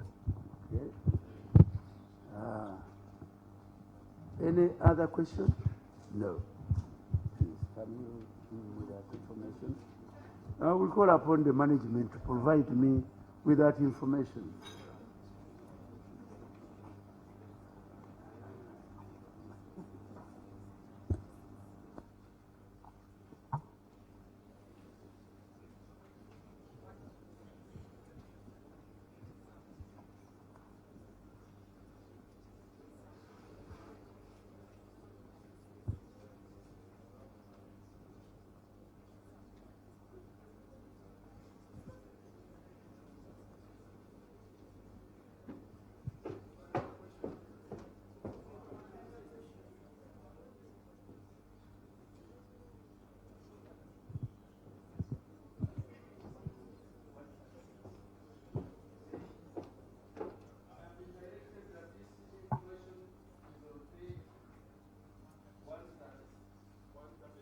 $136.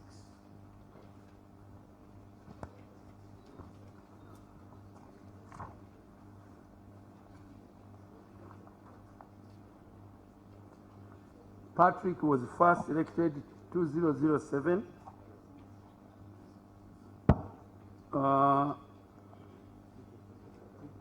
Then Pete was 2014. And then Christopher Nicholson 2015. 2015. August. There was another question. Yes?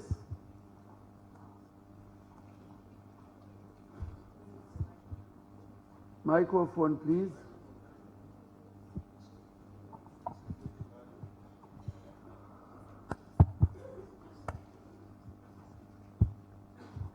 In reaction to one of the members' argument, in my view, it is not a matter of how long someone has been, but a matter of efficiency.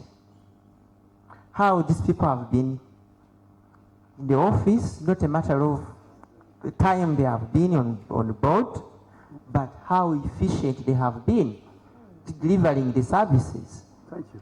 Yes. Yeah. Thank you. But certainly, democracy permits questions to be put across in this manner, particularly in an investment forum of this nature. So I see no problem. I appreciate your views, but I think the issue now has been put across. Known when Patrick was first appointed, 2007, and the other one, and so on and so forth. Yes? Microphones, please. Microphones. My name? Yes, please. Chigwana. Your name is? Naruoga. Naruoga. Is it? Naruoga. Is there a time limit? Let's say that no matter how good this person is, he should work for this time, so that we may know if there are other people who can do the same thing better, or even the best way. Thank you so much. Yeah. I regret, for me, sort of handling questions as they come, because this is a very short agenda, and I thought we would really deal with it in that order. According to, can you save me? According to the records available in our memorandum and articles of association, we don't have time limit. Time limit.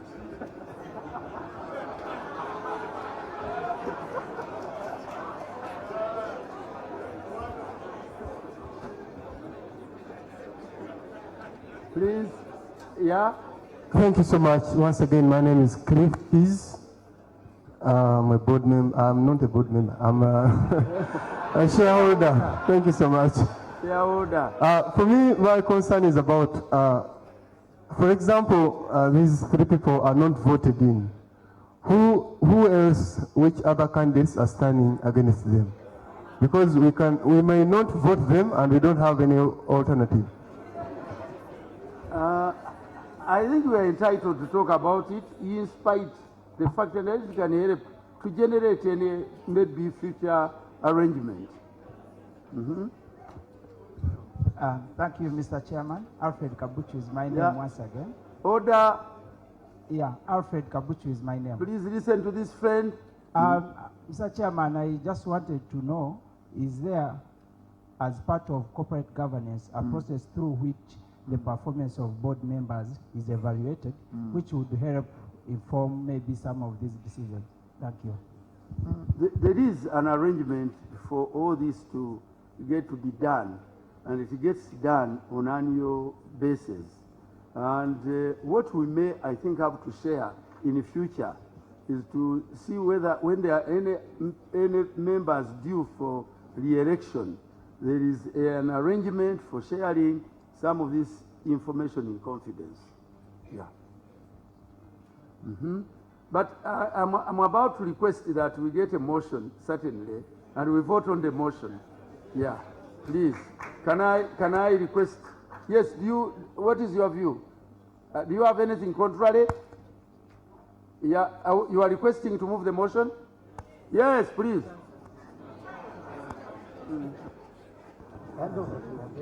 No. I'm Kabaseke Sam. Yes. I'm not moving the motion. Oh. But I was requesting that if these people have been serving us, yes, there is no any other comment or anything that they have done which needs them to be voted out. We leave them to continue serving us. Can you conclude then? Can you conclude? Conclude. Then conclude. So I beg to move the motion. Yeah, the motion has now been moved, and it is according to the original motion I put across. Yeah, now I put the question. Are those in favor say aye for them to be re-elected? Those, the noes then say no? No. So ayes have it.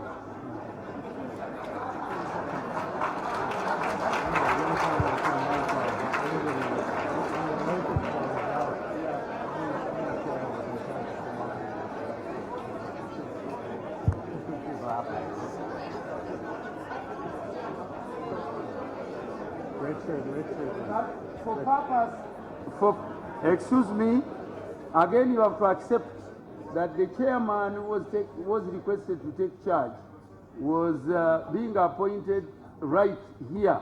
He has not been the chair in this arrangement as it were.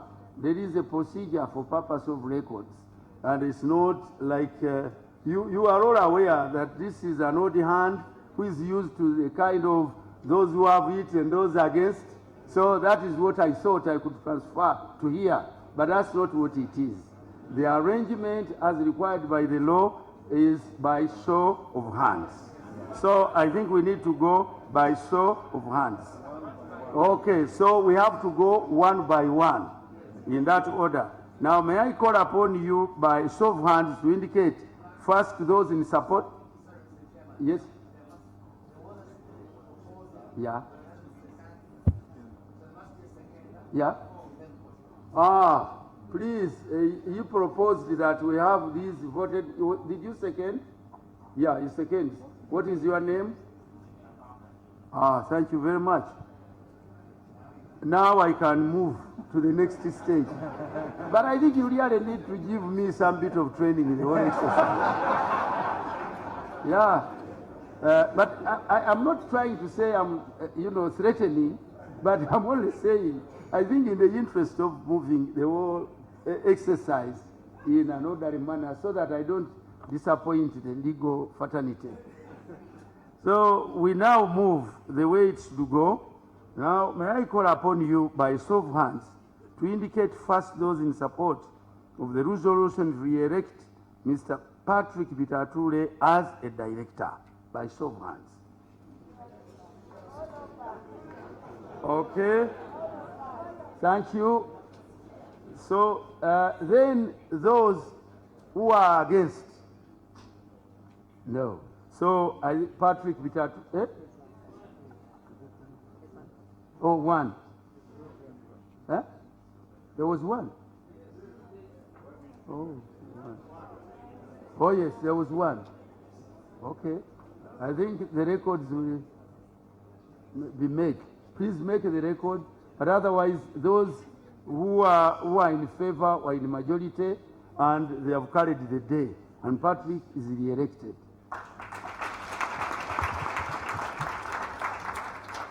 Okay.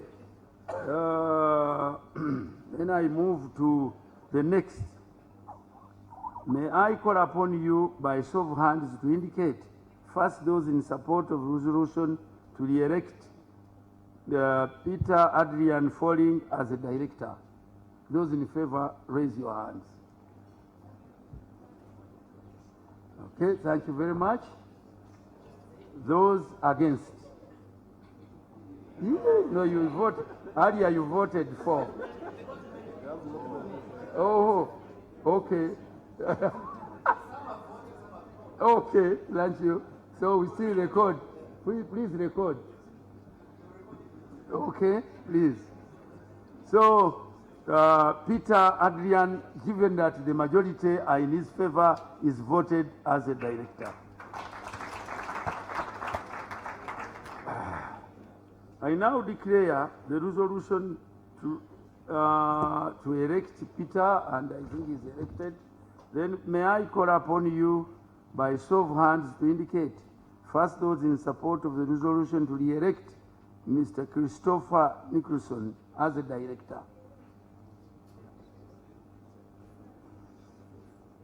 Thank you. Those against? 1, 2,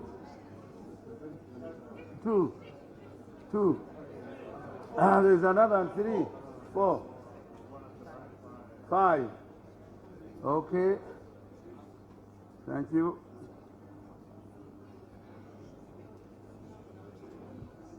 Given that in the assessment, those who supported Chris to be re-elected as a director are in majority, I now declare the resolution to appoint Christopher Nicholson as a director.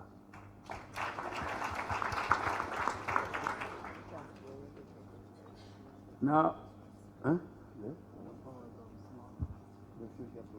No. Yeah? Are there any more now? No. No. Are you sure? Yes. Oh my God. It is being pointed out to me that my powers have ended. Yeah. So accordingly, I request someone who is near the door to invite these 3 friends back. So there isn't any seat that I'm contesting on.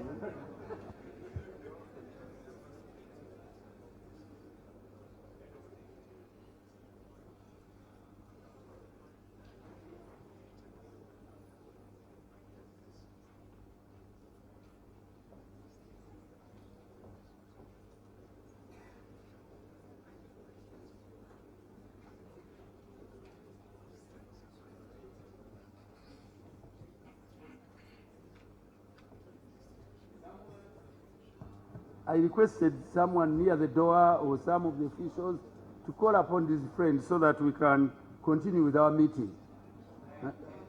They're in the bar. They couldn't have started to celebrate.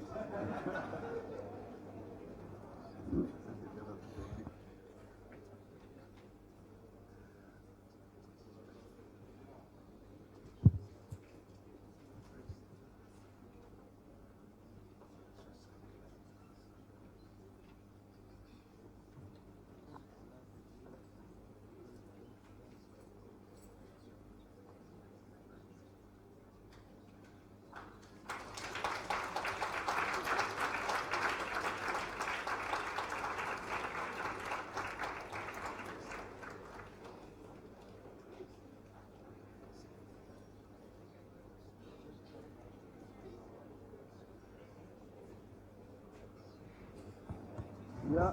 In your absence, you were all of you re-elected to the board. Yeah. So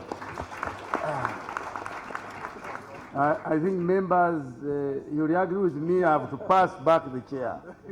Thank you very much.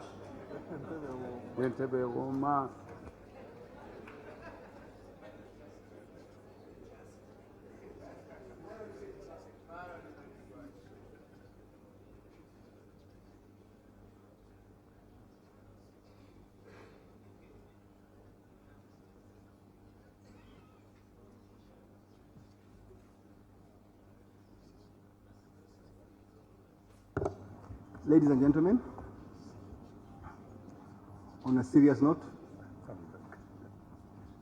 thank you very much for the trust and confidence placed in me and on the directors that stepped out of this room. We do not take this responsibility lightly. I'm involved in many other businesses, but I find it very challenging to be on Umeme's board.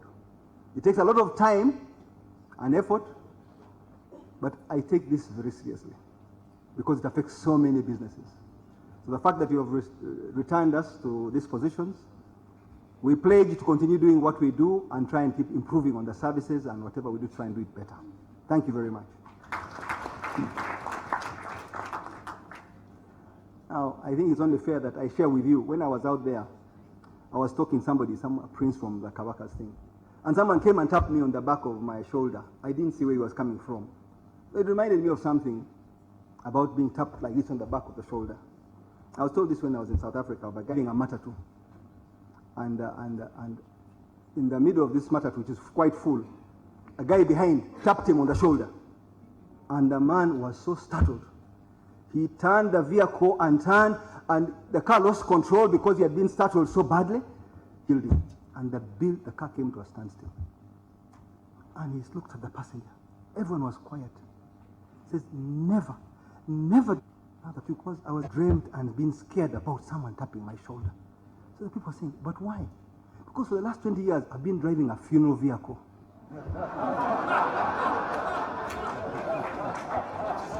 Okay.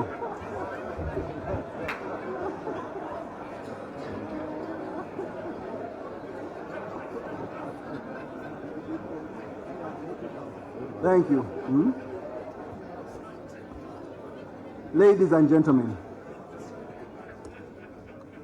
as disclosed to you on page 52 of the annual report, the task of identifying suitable candidates to serve on the board of directors falls on the nominations committee. The nominations committee has, over the last several months, been reviewing suitable candidates and has identified 2 exceptional candidates who, subject to their acceptance and the execution of a contract, we had hoped to be present in this meeting for consideration if found fit for election to the board. Unfortunately, this process has not been finalized in time for this annual general meeting. If and when this is concluded, the relevant disclosure processes shall be complied with and you will be notified, because we intend to appoint 2 board members shortly. So I go to the next item of business, and that is any other business on the agenda. Secretary, please advise. Chairman, there is no any other business of which notice has been given.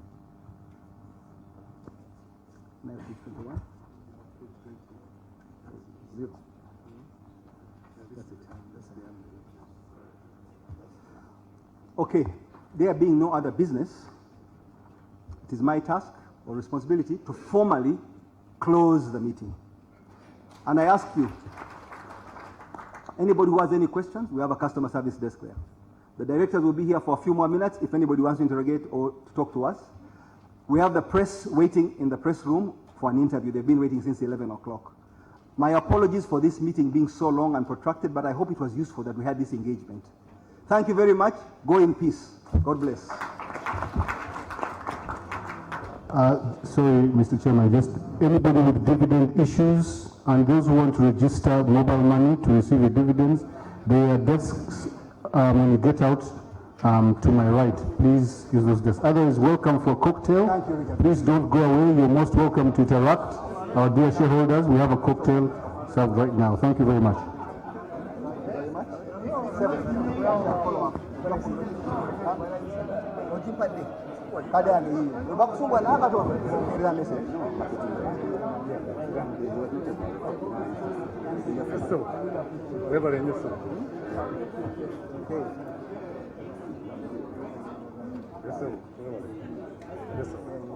Thank you. Thank you very much. Pleasure. Thank you. You are young man. Take my number. 077. Very easy to remember.